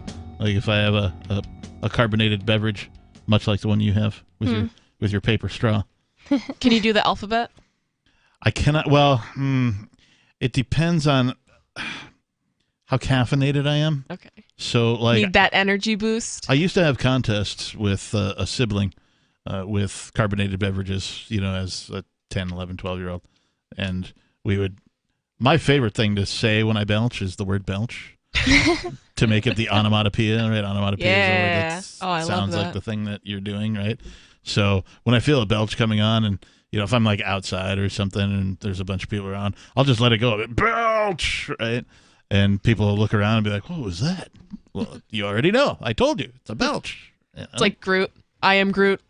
It's kind of like that. How did I get on to talking about that? Your laugh. Oh, yeah. So I would try and see at times how long I could keep the belch going. Yeah. And so it was easiest to do with heavily carbonated beverages. For example, one of my cousins preferred Mountain Dew, and I preferred Mellow Yellow as a soft drink beverage. Well, I think because I think you're right. Mellow Yellow had more carbonation. I think you're right because when I was a kid, some other kid told me that the most fizzy drink was Mellow Yellow, and I was like, I don't believe you. I think it's root beer because it's like in the pictures, you see root beer and stuff. And he said, no, I did a science project where I tested it with my mom, and it was Mellow Yellow, and I just always remember that. You had the fizz meter. I don't know how he did it. Mellow Yellow just reminds me of Donovan.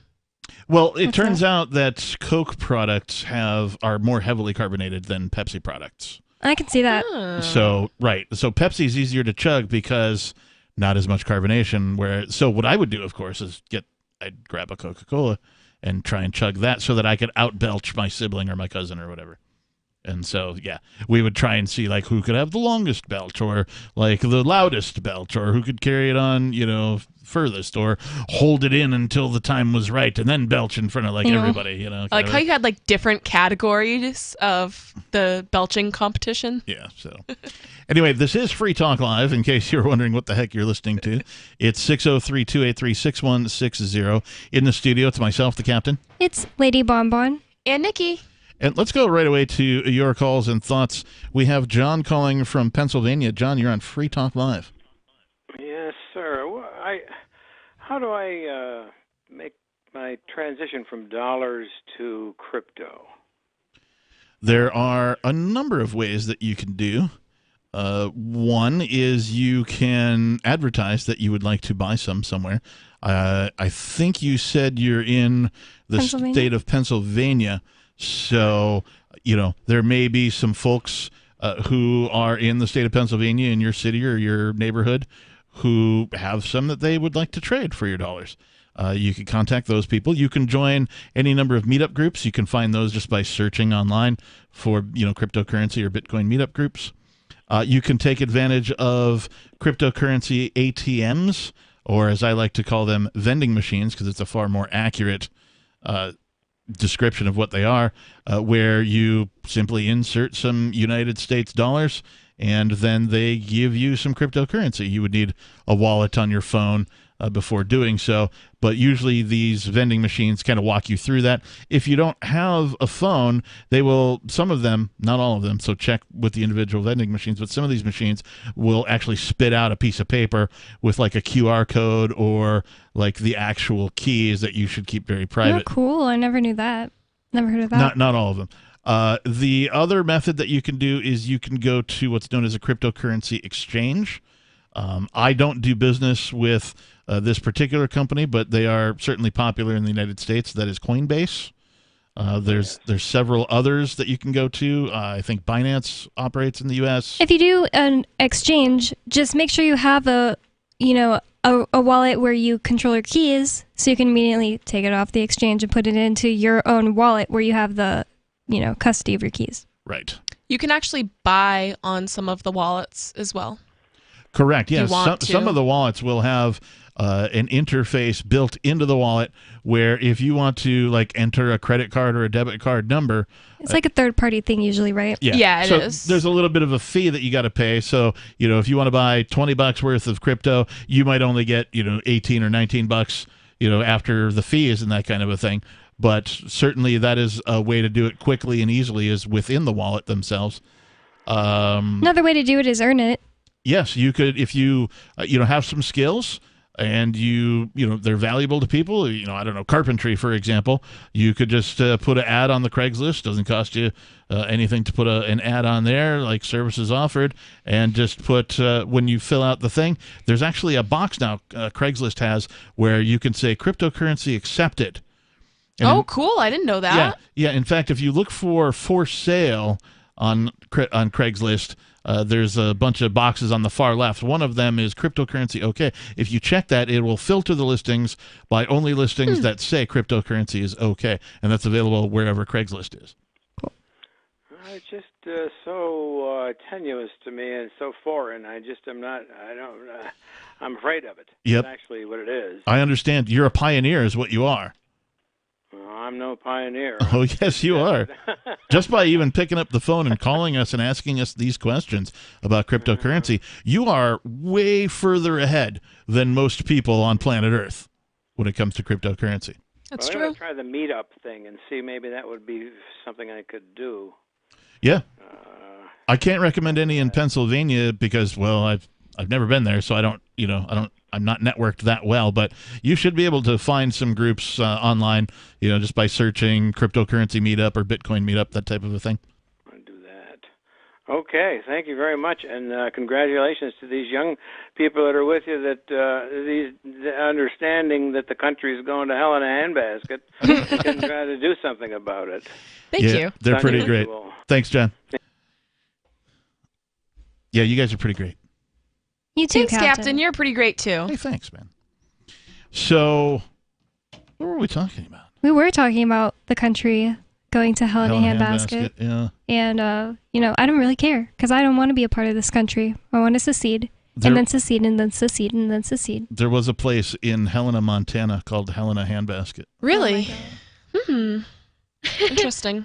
Not that has anything to do with what we're talking about other than like a cafe country. Or something? I think it was like a place where you could get like baskets and that kind of a thing. Goodness. Yeah. Store that one in the random knowledge bin in the back of your brain. Well, I thought it was, kitschy, right? I'm like, oh, Helena Handbasket. We're in Helena Handbasket. Play on words. I love, vernacular plays on words. So we were talking about President Poopy Pants and his socialist nominee. Yes, he has a new nominee for the position of comptroller of the currency named Salu Omarova. And she is from, what used to be called the USSR, and she is sympathetic to their system and says that, it's better than what we have here in the United States, which I won't call a free market, but she's calling it the free market. She says that at least there wasn't a pay gap in Soviet Russia. Which just literally isn't true. So silly. I think she's confused. There wasn't a pay gap because there was no pay. There was no pay. They're like, everybody's getting paid equally. You each get one piece of stale bread a day. Good job. Equality. So she tweeted about it in 2019 saying, until I came to the U.S., I couldn't imagine that things like gender pay gaps still existed in today's world. Say what you will about old USSR, there was no gender pay gap there. Market doesn't always know best. But this article says she soon backed away from the remark, saying, quote, I never claimed women and men were treated absolutely equally in every facet of life in every facet of Soviet life. She said in a follow-up tweet after many Twitter users pointed out that the many ways women and all people were oppressed in the Soviet Union. You don't say. Quote, but people's salaries were set by the state in a gender-blind manner, and all women got very generous maternity benefits. Both things are still a pipe dream in our society. I don't know. I know a guy right now who's on paternity leave. Yeah. That's cool. So, me too. For, 4 weeks or something, It's just silly to act like that matters when you, get your entire, people who, were rich and had factories just got it taken away from them. Well, and that's the thing too. It's like, I don't need the state to give me maternity leave. I need them to, 1, stop robbing me, and 2, I would like the freedom to be able to be an entrepreneur or to pick a career that sets my pay wage. I don't want the state to do that. And nor should they. I mean, They shouldn't be in control of any of that. 603-283-6160. Hour number 3 of Free Talk Live is next. Breaking weather news. Belize is sunny and around 82 degrees every day this week. What's the forecast for your life? If current politics and economic prospects are cramping your freedom, escape to the tropics. ECI Development has affordable second homes for you to own or rent in Belize and other tropical countries. Places with stable governments and growing economies. Secure your freedom now. To find out more, send an email to ftl@ecidevelopment.com. When Monster Hunter International discovers one of Isaac Newton's wardstones being auctioned off, they decide to steal it and use it to destroy the Chaos God once and for all. But a mysterious thief upends their plan, and it soon becomes a race against time as something much older and infinitely more evil awakens in the jungles of South America. Monster Hunter Bloodlines by New York Times bestselling author Larry Correia and Baen Books. Visit monsterhunternation.com for more. Looking for a great real estate investment? Consider New Hampshire, which is ground zero for the Liberty Movement. Your first call should be to Mark Worden from Porcupine Real Estate. He's more than just a real estate agent. He's your New Hampshire concierge. Where are the best places to live? Do you want farm, city, the burbs, or forest? Do you want a duplex or multifamily building so that renters pay your mortgage? There are homes in all price ranges in New Hampshire, and Mark can help with financing too. Invest in Liberty and property. Mark Worden can help. PorcupineRealEstate.com. Tired of cancel culture? Sick of mega tech corporations holding an axe over your head? Join the LRN.FM Matrix chat server. It's self-hosted, so no one else can tell us what to do or say. Don't like the existing channels? You can make your own. You can even connect into some of our channels from other Matrix servers. It's federated. For the full LRN.FM Matrix experience, though, you should join our server via the step-by-step instructions at chat.lrn.fm. chat.lrn.fm. You're listening to the live edition of Free Talk Live. Hour number 3 is next after the news here on the Liberty Radio Network at LRN.FM. From Feature Story News in Washington, I'm Jagruti Dave.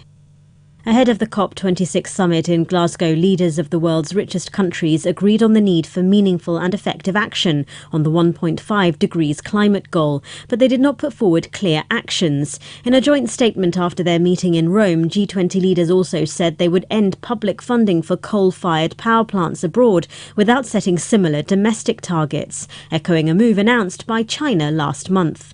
Activists have criticised the statement in Rome for not going far enough. Greenpeace said it lacked ambition and vision, but others argue the G20 has made progress by recognising the severity of the climate crisis, a point also made by Italian Prime Minister and G20 President Mario Draghi.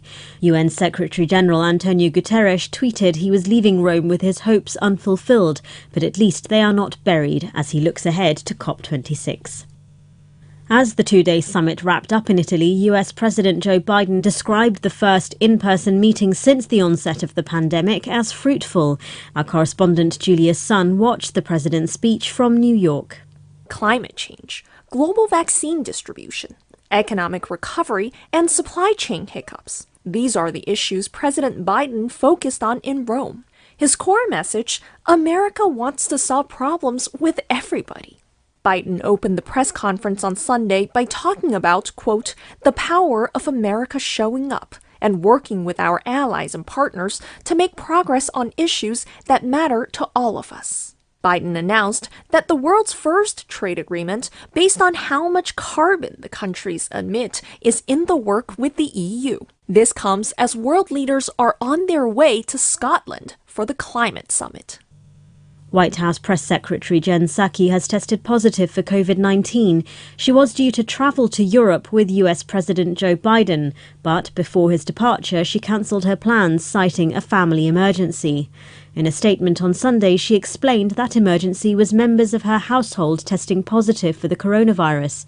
She says she's been in quarantine since this discovery, adding she last had contact with the president on Tuesday, and they were both outside, sat more than 6 feet apart, wearing masks. She says she hasn't had close contact in person with the president or senior White House staff members since Wednesday. Psaki credits the vaccine as the reason why she's experiencing mild symptoms. The 42-year-old aide plans to return to work in person after quarantining for 10 days and after getting a negative rapid test result, which is not CDC guidance but required by the White House. President Biden received his Pfizer booster jab at the end of September after it was approved by the FDA for some Americans. From bureaus worldwide, this is FSN. With FSN Spotlight, I'm Simon Marks, looking today, of course, at the COP26 Climate Summit in Glasgow. And one big question hanging over the event: can politicians deliver on society's demand for change in the face of a warming planet? President Biden raised eyebrows in Rome on Friday by travelling in an 85-car convoy to his meeting with Pope Francis, which the White House says was dominated by talk of climate change. Private planes have been ferrying global delegations to Scotland for the summit. Juliet Davenport is a climate scientist and environmental activist who now runs Atrato On-Site Energy, a renewable energy investment trust. I think our leaders do need to take a big step forward, and they do need to think much more carefully about the optics of what they do. Right. I think companies are making bigger steps in some senses than the politicians. We're seeing global corporations committing to 2050 targets by 2030. Yep. We've got lots of investment coming into the sector, lots of supermarkets looking at putting solar panels on the roof to reduce their cost and improve their carbon. So personally, I think business will make this happen, and we might leave the politicians in our wake. She says COP26 will show whether politicians are capable of catching up with the moves private business has already made to combat climate change. Activists, of course, argue both the public and private sectors need to be doing far more. With FSN Spotlight, I'm Simon Marks. The main headlines again. G20 leaders have agreed on the need for meaningful and effective action on climate change, but did not put forward clear actions. As the two-day G20 summit wrapped up in Italy, US President Joe Biden described the first in-person meeting since the onset of the pandemic as fruitful. And White House Press Secretary Jen Psaki has tested positive for COVID-19. And that is the latest from Feature Story News. I'm Jagruti Dave in Washington.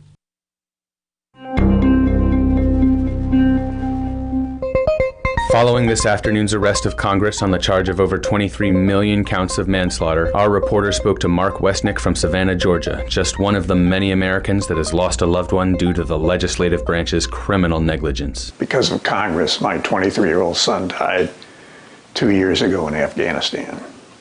My nephew, he lost his leg in Iraq in 2006, and my brother died in Vietnam in 1969.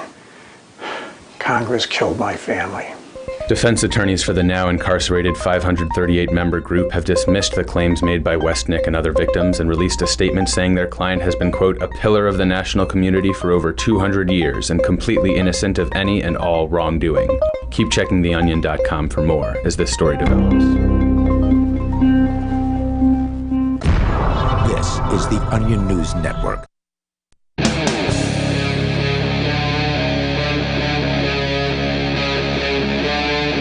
Free Talk Live.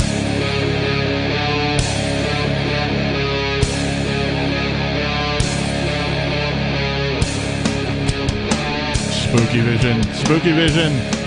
Spooky vision. Ah! It's Free Talk Live. Is that what you're calling the black lights on the cams?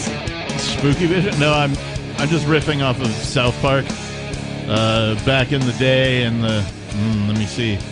The late 90s, South Park did a Halloween special in which they featured Spooky Vision. And so it was basically a frame around the entire episode with, like, you know, bats and pumpkins and all that. But in each corner of the frame was a picture of, I'm trying to remember who the celebrity is now. It escapes me. It's somebody that they made a lot of fun of. It was Barbara Streisand. That's awesome. What it was. And so this was the frame that the entire show was broadcast with, and the picture of Barbara Streisand would change after each commercial. So it would be slightly different every time. And they call, like, at the beginning of the episode, they're like, tonight's Halloween episode is brought to you in Spooky Vision. And then they proceeded to do what I just described. So yes, Spooky Vision, indeed. In the studio tonight, it's myself, the Reverend Captain Kickass. Joining me, it's Lady Bonbon. And Nikki. Lady Bonbon in a parka, I might add. This is just a jacket. It got cold in here. For you, here. it's a parka. She's not a native. No, that's true. You're a Southerner. You don't have the... Oh, I see what you're saying. I thought you guys were saying, like, I don't know. Never mind. I thought parka was some ethnic outfit. I don't know. It's just a large coat. Okay, yeah. Although I'm sure natives wore parkas once they discovered them. Especially when it's this cold outside. It's not even cold. It is a It's warmer Halloween for here. 57 degrees out today. Last year was so cold. I was an alien and I was wearing jeans, like 2 shirts, and a jacket at the fire. Well, Captain was there. I was. I don't even remember what happened. Oh, now I do. You had alcohol? Yeah. Well, yeah. That's probably why I forgot. The telephone number here in the studio is 603-283-6160. Since we are a live call-in radio talk program, I think we should probably take a call, huh? What do you think? Sure. Let's do it. Let's go to Jerome Jerome, you're on Free Talk Live. Yeah, I was just calling to tell you about an experience I had about 3 days ago in a grocery store. Just somebody ran into your ankles with the shopping cart? Oh, God. No. I almost got into a Good, because really that hurts, nasty man. fight with a black woman. What? You got like a fist fight? It could have escalated to that if I had wanted it to. Okay, what happened? Tell us. Okay. I was looking for one of the cashiers, to check out my stuff. Okay. And I walked up to one, and I didn't see the light on to let you know that they're over for business. And so I asked the lady behind the register, I said, "Are you open?" And she started to get real indignant with me. She said, "What makes you think I'm not open?" I said, "Well, I didn't see the light. Up above you to let me know you were taking customers." And she just went on and on and on. And she started to get real personal, like my background and, wow, about my financial situation. What? And I mean, she got really. I've never seen a black person in a grocery store, and I've been going to this store for quite a while. I've never seen them talk to a white person like that. Because if they had talked to them like they talked to me, their ass would have gotten fired on the damn spot. I can promise you that, okay? I mean, because it was like really, really personal. And I kind of had to control myself and walk away. Good man. I said, this lady wants me to fight her. I mean, she just kept it up and kept it up. And as I was walking out the store, I said, you know what I told her? I told her, your life can change in the blink of an eye. Because I'm in the mood right now where I'm not in a really good mood right now. Because I lost my mom at the end of July. Mm-hmm. Unexpectedly, I took my mom to the hospital. And at the latter part of July, and a couple of days later, she passed away. On the day I thought I was going to be able to take her home with me, because I've been taking care of my mom and looking after my mom for a long time, man, Yeah. My mom's the reason why I got out of the military and came back home because, I just didn't want to be away from her anymore because we were very close. She raised me by herself, with help from no one except for putting me in school because I used to I would take care of myself when she was working. She worked like 7 days a week. No welfare, no help from nobody, man. That's awesome. And also, I'm glad that something got you out of the military, Jerome. Jerome, when somebody's talking to you like that, like especially when they don't even know you, you should just listen to them basically talking to themselves. Basically, anytime somebody, comes out of nowhere trying to insult you, you just got to realize that's that person's, problems with themselves. She probably hates herself. Yeah, they're projecting. Yeah. Exactly. She hates her life. This was like my second or third experience, running into her because she works in the store from time to time. And when I went to check my stuff out and I looked up and I saw who it was, I said, oh, something's about to jump off. Because it was the last experience I had with her, And I mean, she got really personal. The average person that didn't have the self-control that I do, because I've had situations where black people have called me racist slur on a bus one day, an older black man. And you know what? I could have killed him. You know what? I could have killed that guy for what he called me. But I didn't do it because I was with my mom and I was taking to a doctor. And all I could think about is, if you get arrested and you get in trouble, who's going to look after your mother? Yeah. And you know what the answer is? Right. It's not worth Nobody. it. Hey, Nobody Jerome, I just want to mention one other possibility because, I'm a dude and I'm oblivious to these kinds of things. But I've had it happen where I got into it with, it was a friend of my sister's. And we were having a heated argument, and it didn't occur to me until somebody told me much later. But it's entirely possible that she's into you, bro. No, hell no. It's entirely possible. I think she might have a crush on you, man. No. I ain't into her. Look, to put other questions, I'm not into her at all. Well, but you maybe could be later. No. Jerome, no. What I did do was I called up the store and I talked to the manager, and we had a very heart-to-heart talk where I did the talking and he did the listening. Mm-hmm. Okay? Because I told him if she had ever spoken to a white person that way and you found out about it, she'd been out of a job. I can promise you that. Okay? because no way I've never seen a black person talk to a white person like that in a grocery store or in public ever. Well, Jerome, I'm totally glad that you did not get your butt kicked by a female cashier at the grocery store. Oh, because they would have locked. Hey, man, the cops would have walked in. They would have looked at me and they would have locked me up because there was this lady that lived next door to us many years ago. She kept calling the cops and calling the cops and calling the cops because they wouldn't arrest my mom. This lady was making reports about us. So they came one day and they arrested me. And you know what she told them? I don't know what she told them. But they arrested me and threw me in jail, and my mom had to help bail me out. And when I got out, before they arrested me, one of her relatives was saying, "Oh, you better show up me. I better show up in court." Well, I showed up, and guess what? Nobody was there. The cops and none of them. And so it got kicked out, right? I never forgot that day to the day. No. What happened was when me and my mom and I got back home, we were walking back. We stopped out. We called the lady that owned the place we were living in. Yep. And she came and threw them out that very day. She made a move. That's cool, Louise. Yeah. Hey, Jerome, while we have you on the line, what do you think of Biden's nominee for comptroller? She's educated in the Soviet Union and subscribes to Marxist economic theory. Have you heard about this? No? Okay. I thought you might have an opinion on it. No. Hey, look. He's under being scrutinized real close, like, because now the Republicans are angry. They're trying to take away the voting rights. They're doing everything they can. They got this clown running for governor of Virginia against McCauley. So hey, we'll see what happens. Thanks for the call tonight, Jerome.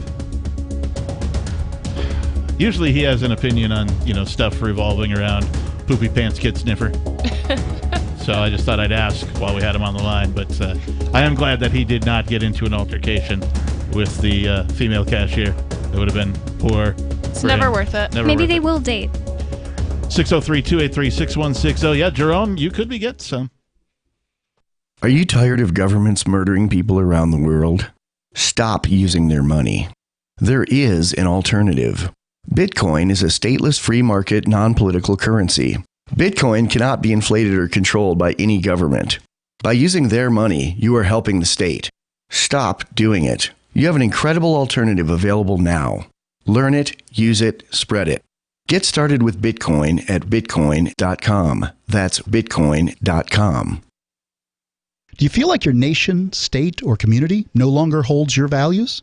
Have you dreamt of a place where people agree that liberty is important and are free to pursue their projects so long as they respect the property of others? There are many people just like you that are discovering freeprivatecities.com. Their social media links are at the upper right of the page at freeprivatecities.com. All skill levels will be needed when the first of the Free Private Cities opens. It's sooner than you think. Stop arguing and build. freeprivatecities.com. Breaking weather news. Belize is sunny and around 82 degrees every day this week. What's the forecast for your life? If current politics and economic prospects are cramping your freedom, escape to the tropics. ECI Development has affordable second homes for you to own or rent in Belize and other tropical countries. Places with stable governments and growing economies. Secure your freedom now. To find out more, send an email to ftl@ecidevelopment.com. After a devastating war, the alien visitors were driven back, and their willing human collaborators were left behind to face the music. When Emma Jean Anderson's ex-lover springs her from prison, Nathan Foster and his 14-year-old nephew Ben are tasked with bringing the pair to justice. An easy enough job until they discover something is inside Emma Jean, and the fate of the planet hangs in the balance. The Family Business by Mike Coopery from BaneBooks.com. So the protection of life, liberty, and property is what the Free State Project is all about. But it's an effort to move 20,000 people who understand. It's about demonstrating to the entire country that, yeah, we can have a free market, a truly free market. Making it just a freer, great place to live. It's the world's largest voluntarist libertarian community, and it's only getting bigger. That's amazing, to be able to move to a place where other people passionately believe in being free and independent. What the Free State Project is managing to do, though, is to put their money where their mouth is. It's physically getting up across the country and saying, let's go someplace and let's demonstrate the power of these ideas. There's a lot of kind of philosophy that surrounds liberty. There's a lot of thinking about it and talking about it. But here in New Hampshire, people are doing it. 101 Reasons Liberty Lives in New Hampshire, a documentary by Free State Project Early Movers. Watch it free at 101reasonsfilm.com. 101reasonsfilm.com. Some of you asked, and now we've delivered. LRN.FM's live Keene, New Hampshire studio shows are now streamed in HD on Twitch. Visit our channel at twitch.lrn.fm and give it a follow. If you have Amazon Prime, you get one free subscription on Twitch. If you use it on our channel, Twitch will give LRN.FM a monthly piece of your Prime subscription cost. So please watch, follow, share, and subscribe to twitch.lrn.fm. That's twitch.lrn.fm. So you've signed the Shire Society Declaration and are planning your move to New Hampshire to be around more liberty-oriented people. Next, sign up for the Shire Society Forum at forum.shiresociety.com. There are a bunch of people there who are already in the Shire, and they want to meet you. If you're already in the Shire physically, you should also come by the forums. Remember, not everyone uses Facebook. New people are signing up for the Shire Society Forum every month, so drop in and say hello at forum.shiresociety.com. Got Telegram? You can follow our channel there and discuss show prep with other listeners at telegram.freetalklive.com.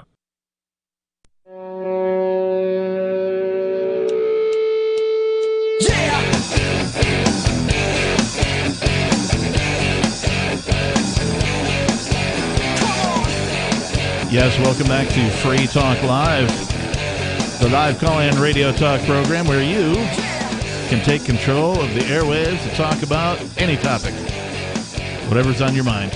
You can talk about things that we're talking about, that's fine, or you can change the subject, bring up anything. 603-283-6160. Thank you for listening and tuning in on this Halloween/Bitcoin white paper holiday.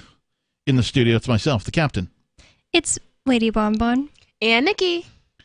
So, prior to some calls, we had been talking about President Poopy Pants Kid Sniffer has a nominee for a comptroller. And it turns out, Lady Bonbon, that this person has something against cryptocurrency? Yes. First, she was saying that the USSR wasn't that bad because at least there wasn't a gender pay gap. And the article goes on to say, that's right. Forget the gulags, economic stagnation, shortages, and political oppression.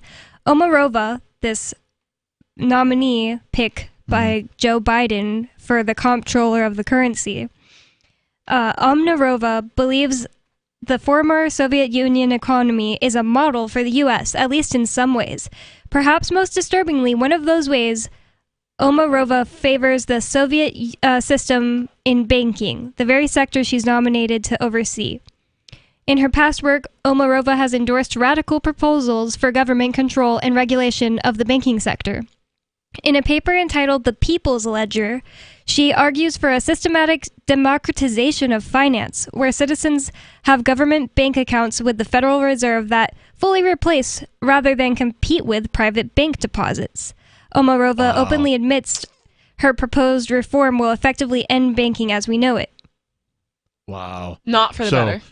So even more centralized banking, right? Then, like, arguably banking today, it is centralized, but it's pseudo-centralized. Yeah. In the same way that, I don't know, like politics is decentralized into Republicans and Democrats, right? Yeah. You get two choices instead of a bunch of choices. And so banking, like, you can choose, Chase or Farswell or whatever, all the different flavors of banking, but they're all centralized under the Federal Reserve System. She's talking about eliminating banks altogether.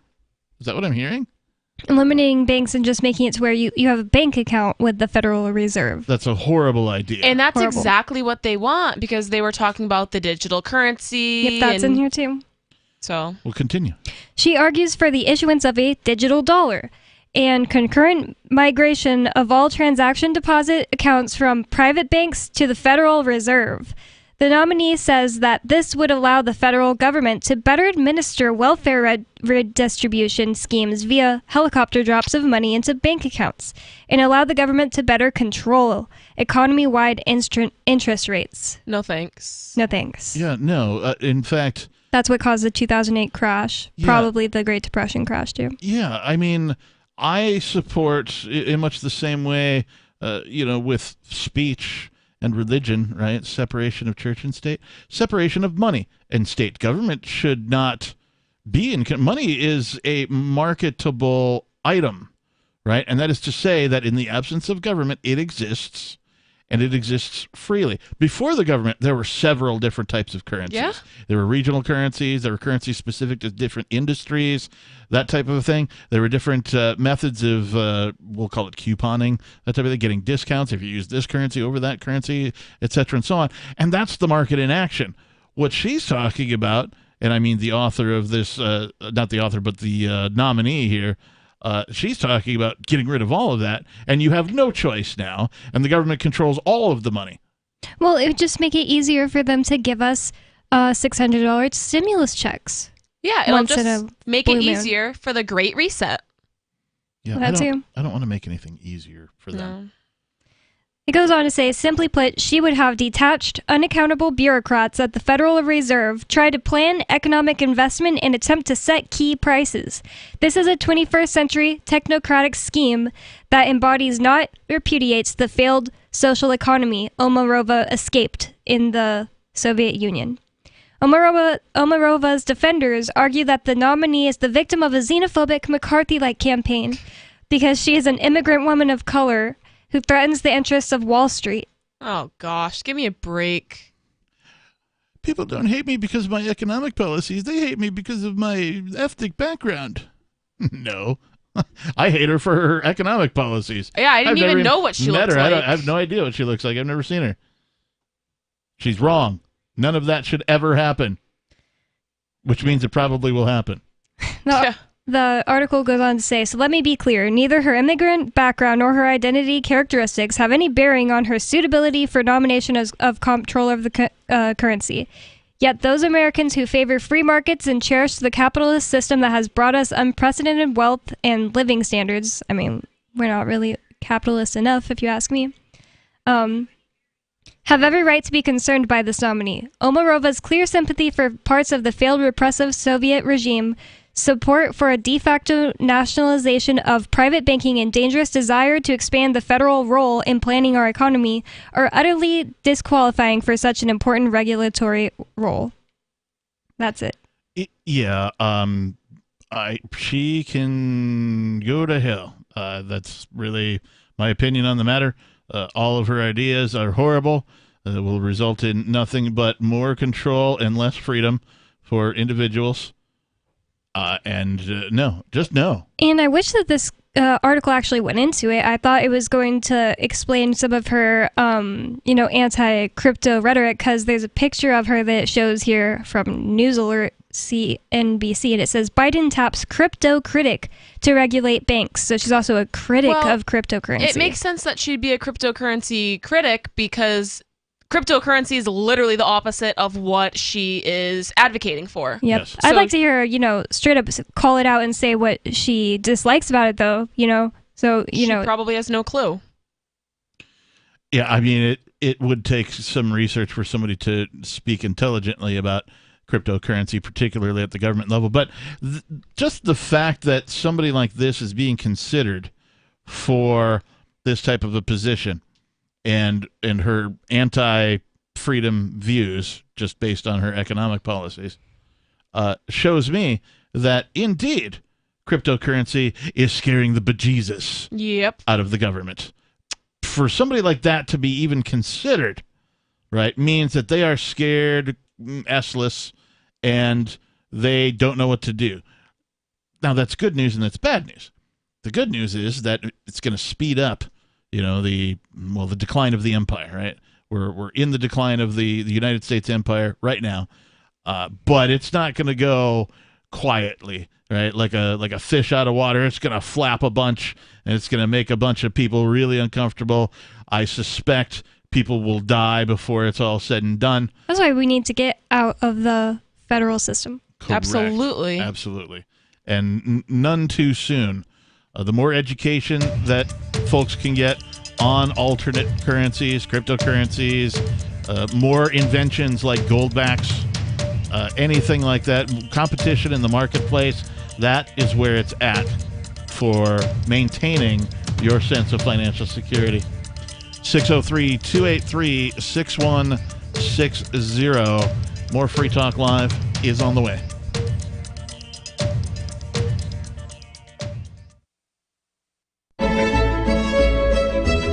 Carl Watner, longtime proponent of a voluntary society, died last December. You may have seen his articles published on his website, voluntarist.com, in his newsletter, The Voluntarist, the Mises Institute, or elsewhere over the last 40 years. His newest book, I Must Speak Out, Volume 2, The Best of the Voluntarist, is now available via Liberty Under Attack Publications. This 430-page second volume spans the years of 2000 through 2020 and includes articles by Carl Watner, Hans Hermann Hoppe, Carl Hess, Benjamin Tucker, George H. Smith, Lysander Spooner, Pete Eyre, Joyce Brand, and many others. I Must Speak Out is for the newly initiated, the veteran voluntarist, or anywhere in between. Buy the book now at libertyunderattack.com/voluntarist. For more great content on building a voluntary society and for Carl's extensive archives, check out voluntarist.com. From Feature Story News in Washington, I'm Jagruti Dave. Ahead of the COP26 summit in Glasgow, leaders of the world's richest countries agreed on the need for meaningful and effective action on the 1.5 degrees climate goal, but they did not put forward clear actions. In a joint statement after their meeting in Rome, G20 leaders also said they would end public funding for coal-fired power plants abroad without setting similar domestic targets, echoing a move announced by China last month. Activists have criticised the statement in Rome for not going far enough. Greenpeace said it lacked ambition and vision, but others argue the G20 has made progress by recognising the severity of the climate crisis, a point also made by Italian Prime Minister and G20 President Mario Draghi. UN Secretary-General Antonio Guterres tweeted he was leaving Rome with his hopes unfulfilled, but at least they are not buried as he looks ahead to COP26. As the two-day summit wrapped up in Italy, US President Joe Biden described the first in-person meeting since the onset of the pandemic as fruitful. Our correspondent Julia Sun watched the president's speech from New York. Climate change, global vaccine distribution, economic recovery, and supply chain hiccups. These are the issues President Biden focused on in Rome. His core message, America wants to solve problems with everybody.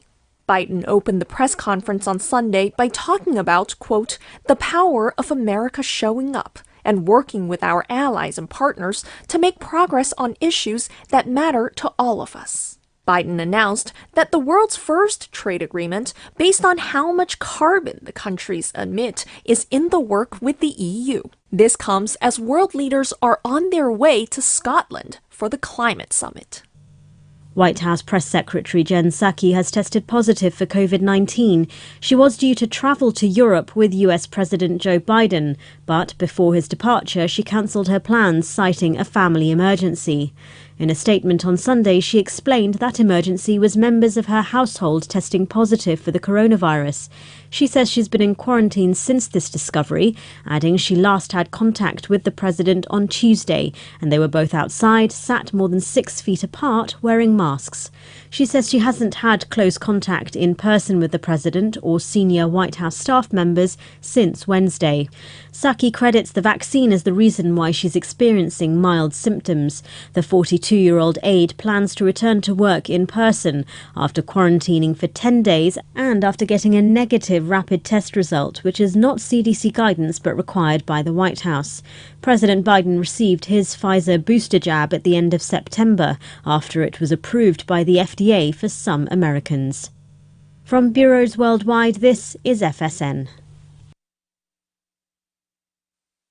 Our Matrix server is about as free as internet chat can be. Join the existing rooms or create your own at chat.freetalklive.com.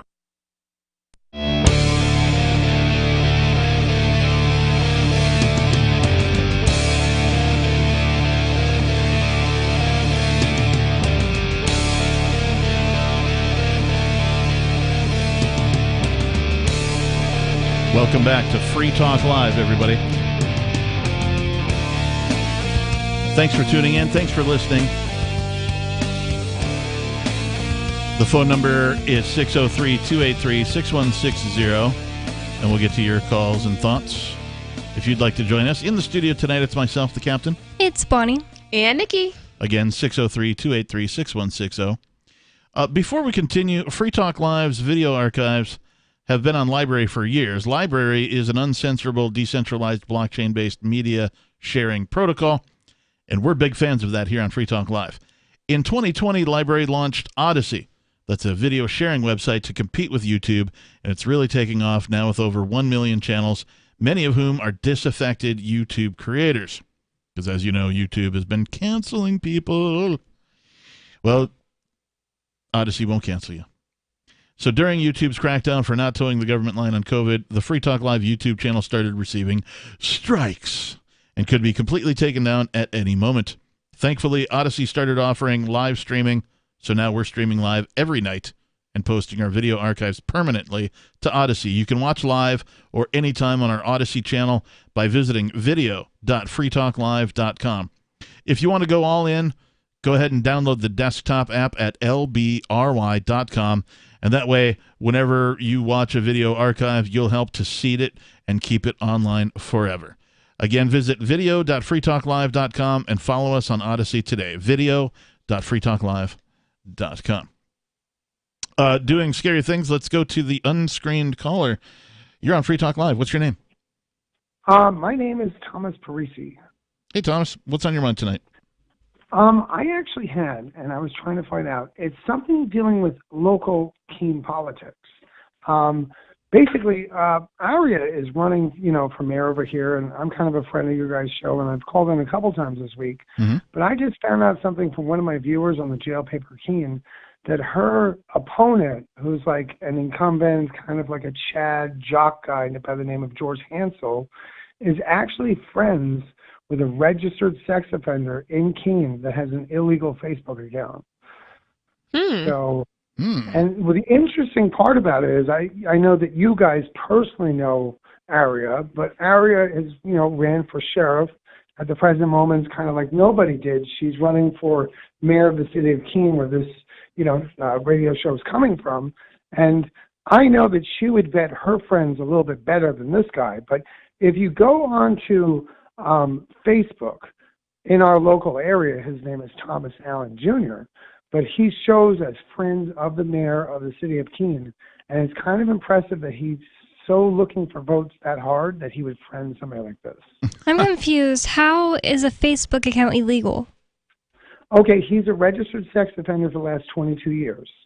He's on what would be referred to in the state of New Hampshire as a type of sex offender probation, where he has to register with the state of New Hampshire. Mm-hmm. So if you were to go to Google NH sex, offender registry, it would pop up for the New Hampshire State Troopers, and you would type in Thomas, first name, Allen, last name, common spelling. It would show up this guy's picture, and if you went and looked him up on Facebook, you'd see him right there friends with the mayor of Keene. So I'm kind of concerned to vote for somebody. Sure, I get what you're saying about you're concerned about that, but I don't understand how Facebook is illegal for this person. Oh, okay. So I can explain it a different way. When you're on sex offender probation or you're a registered sex offender, Facebook itself wants to know that they do not want sex offenders on there. If you read their policies and guidelines, that if you just Google it, literally Facebook wants to know who these people are to shut their accounts down. This gentleman has 895 friends. I have about 200. He has 895 people that obviously don't realize who he actually is. But it's concerning that, even the mayor is, kind of like silly. But it's in New Hampshire. New Hampshire, he's on the registry, but Facebook would be the one that would say, hey, I don't know that I put too much stock into, like, if I look at somebody's Facebook friends and I go, oh my gosh, he's friends with that. Like, I don't put any stock into that. There's people on my Facebook that I've never met.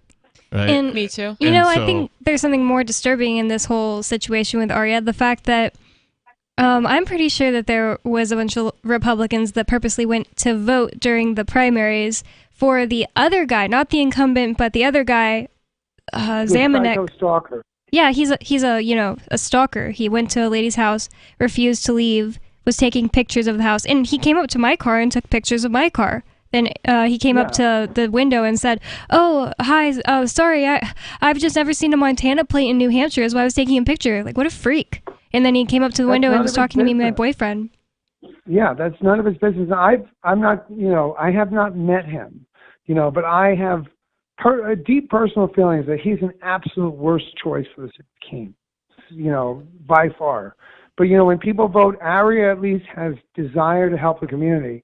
George Hansel, not that I don't like him, I personally know him, he's friends with my family. Yeah. He's very lazy, and I think that Aria has more of a get-up-and-go character. As an ex-official, just a person who's thinking about voting, do not waste your vote on George Hansel. Okay, well, thanks for the call tonight, Thomas. We appreciate that. Unfortunately, Aria's out now, though, because it was, basically between her and the guy who's a stalker, and I'm pretty sure a bunch of Republicans got together and voted for him because, we know we can beat this guy. He's in the middle of getting in trouble for stalking a lady. Yeah. Going to her house and taking pictures and refusing to leave, asking her on dates when she's married.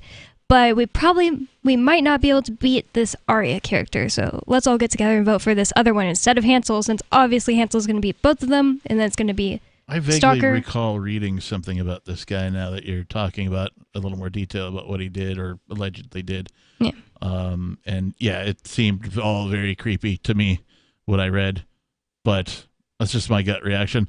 At the same time, I don't know how much weight you can put into somebody, being connected to somebody on a social media platform. Yeah. I got onto social media specifically because I was in a band. And, we needed to advertise, let people know, when are we gigging, who are we opening for, are we going to tour with anybody, are we putting out a CD, or are we doing an EP, or are we releasing a single, all that stuff. Yeah, we you got don't have to T-shirt, do- right? Like all that kind of stuff. And like anybody, I'd be like, well, yep, okay, I'm friends with that person because, they showed some interest in we were trying to build an audience for the band. Now, You have to that's do sort a of, background check on them. since I haven't been in a band actively, I haven't, been doing that kind of thing. But at the same time, there's a bunch of people on specifically my Facebook account that I've never met in person. Yeah, me too. We've had plenty of interaction online. They like my stuff. They put up something funny I might hit like on theirs, that kind of a thing. But, this is just how it goes. I don't put much stock in any of that. What I would put stock in, however, is, how are they on the issues? Yeah. If you're going to vote, and again, to me, the principled thing to do is not participate in the system. The only winning move is to not play. Now there's an argument to be made for voting in self-defense, right? And okay, that's fine if that's your argument. Far out, solid, and right on. There's also an argument to be made about, voting within your immediate community. Right. We live in a small town, here in New Hampshire. And so voting can probably have more of an effect than it can at, say, the federal level for president and that kind of a thing, particularly if you're doing it in self-defense. If you don't want your taxes to be raised, or you don't want property tax to go up, or you don't want, the tax on, I don't know, the water bill that you get or whatever, that type of stuff, you might want to participate on that level to prevent those things from happening if you can. But at the same time, it's a losing proposition. Unless you're voting for an anarchist, which is why I went out to go vote for Arya and Ian. Well said. So, Nikki, did you have something? I do have something. What do you have? This is kind of a funny, weird, cringy story. Parents react after controversial photos surface from man pageant at Kentucky High School. A man pageant? A man pageant, or a boy pageant, you might call it. Or a mangent. Yes, or a mangent. Portmanteau here on Free Talk Live. We'll talk more about this reaction to this man pageant coming up.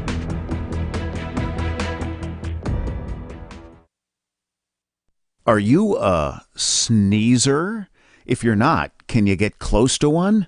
I don't literally mean someone sneezing. Sneezer, as defined by marketing guru Seth Godin, is an opinion leader. When a sneezer mentions something, other people catch what Godin calls the idea virus. Seth Godin says some people are more likely to tell their friends about a great new idea. So identifying and courting sneezers is a key success factor for for idea merchants.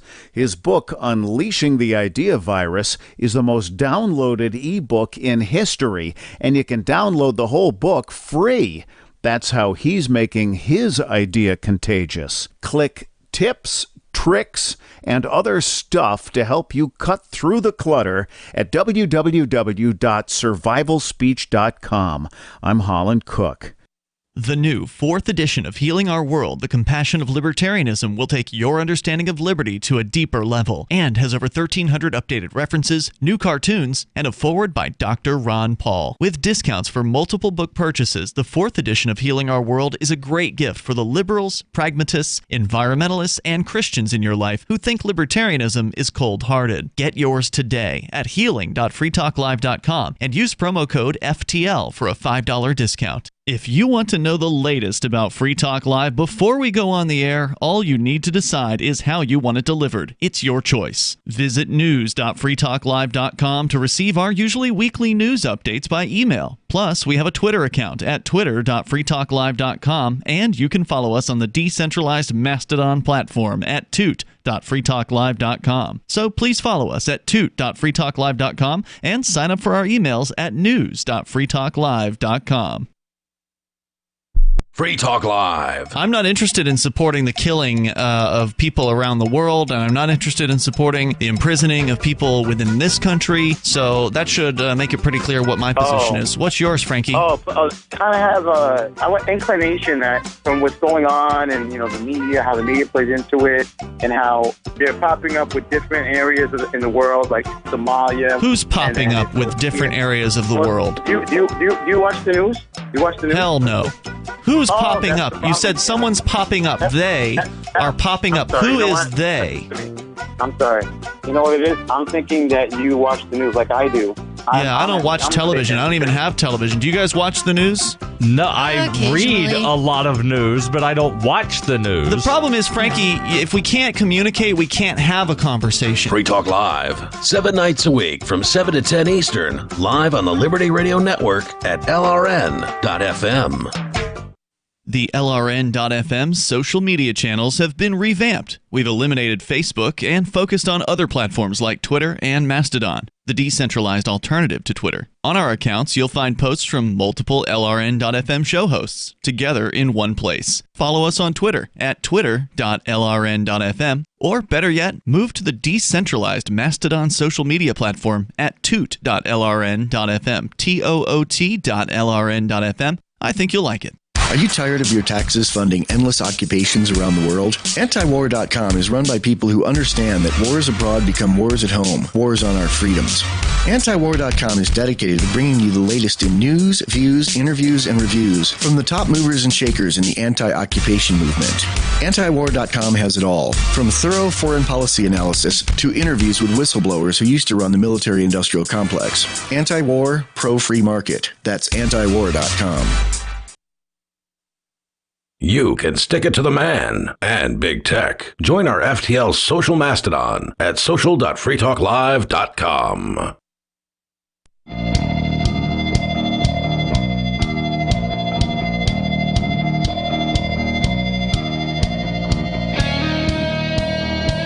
It's the final segment of tonight's spooky edition, the Halloween edition, here at Free Talk Live. Hope you've been scared. I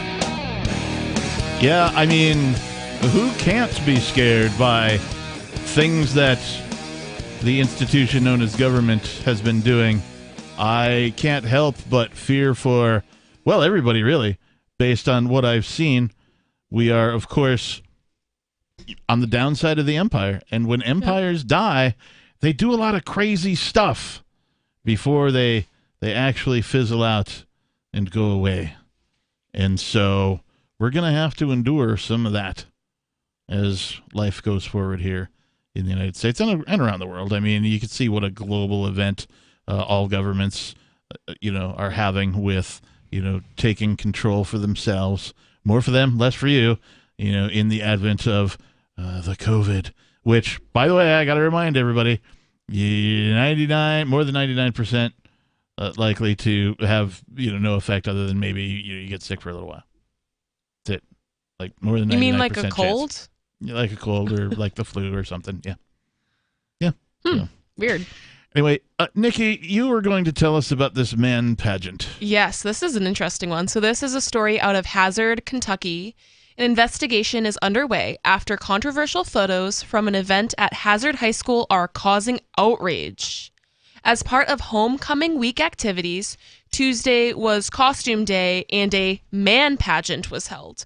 Multiple photos were posted and then taken down from the Hazard High School athletics page.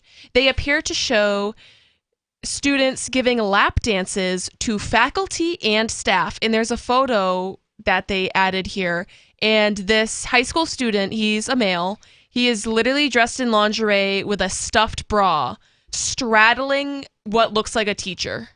So I could kind of see why parents were kind of freaked out by this and maybe upset. Yeah. Yeah, according to the government, people who are in high school largely can't consent. I mean, a senior might be 18, but, most people in high school aren't 18. Before you continue, I just have to interrupt you and say thank you to Chris Hartzell.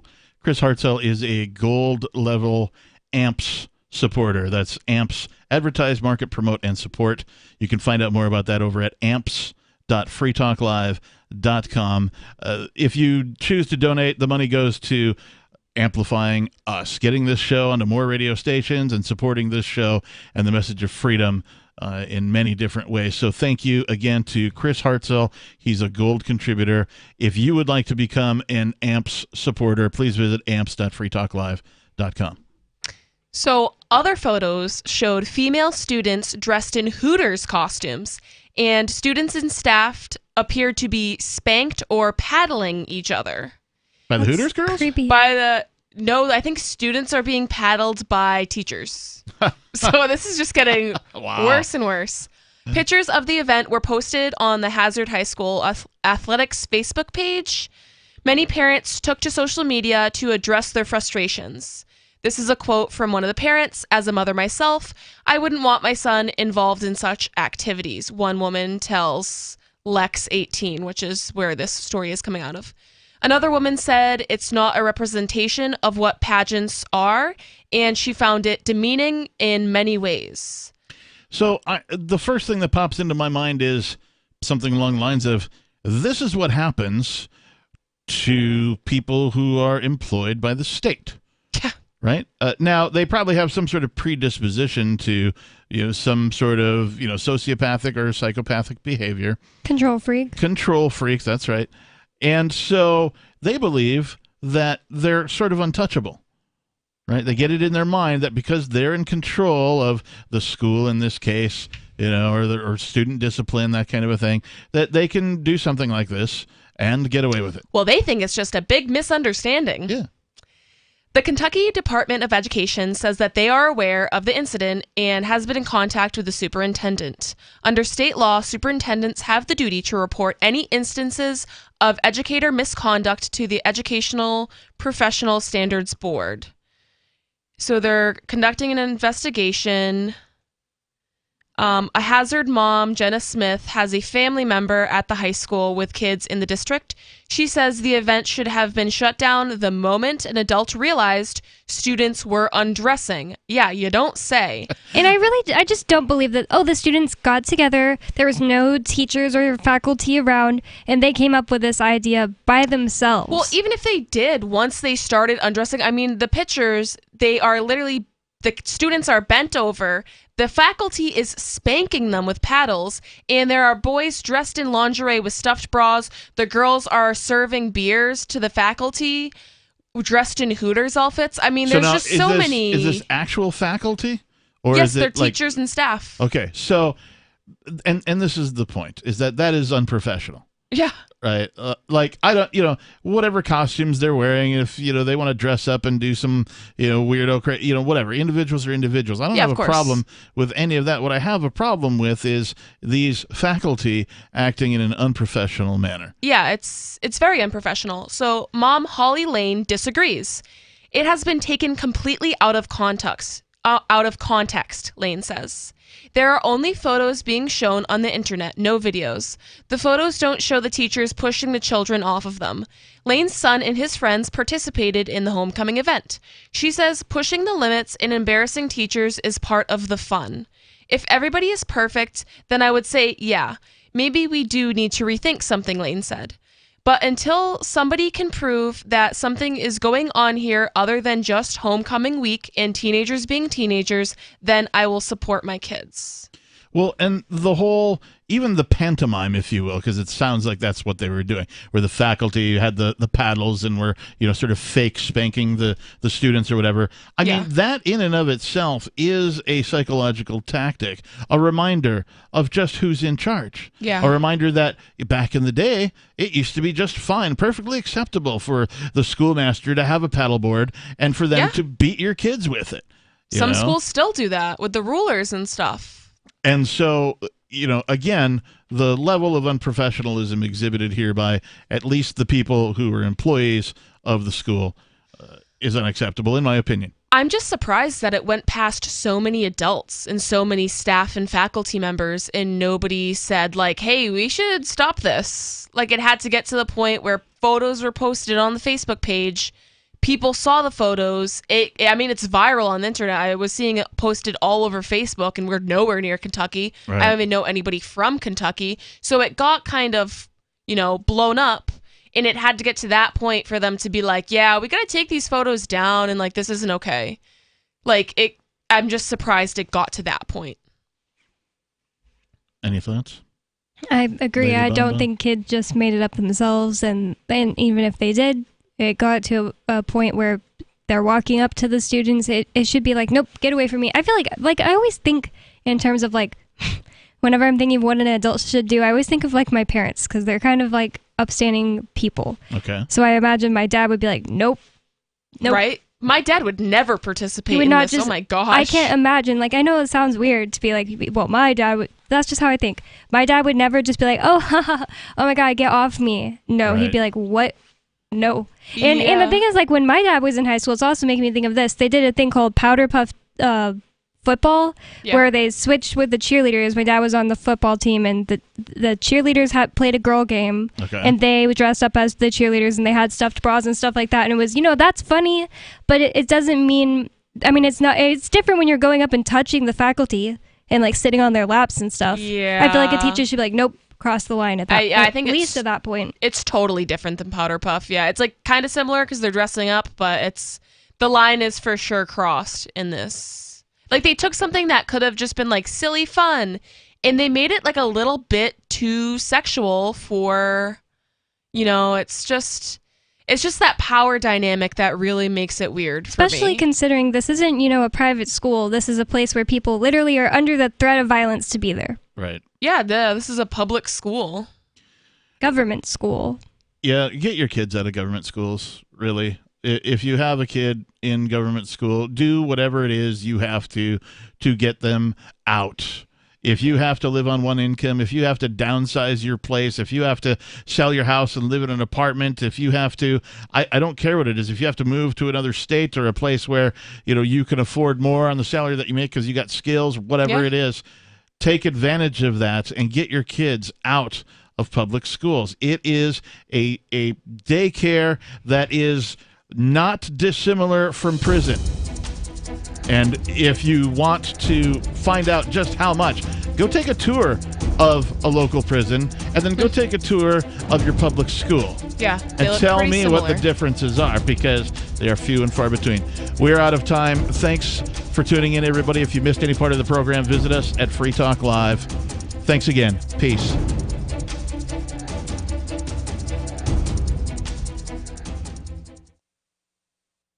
Are you tired of governments murdering people around the world?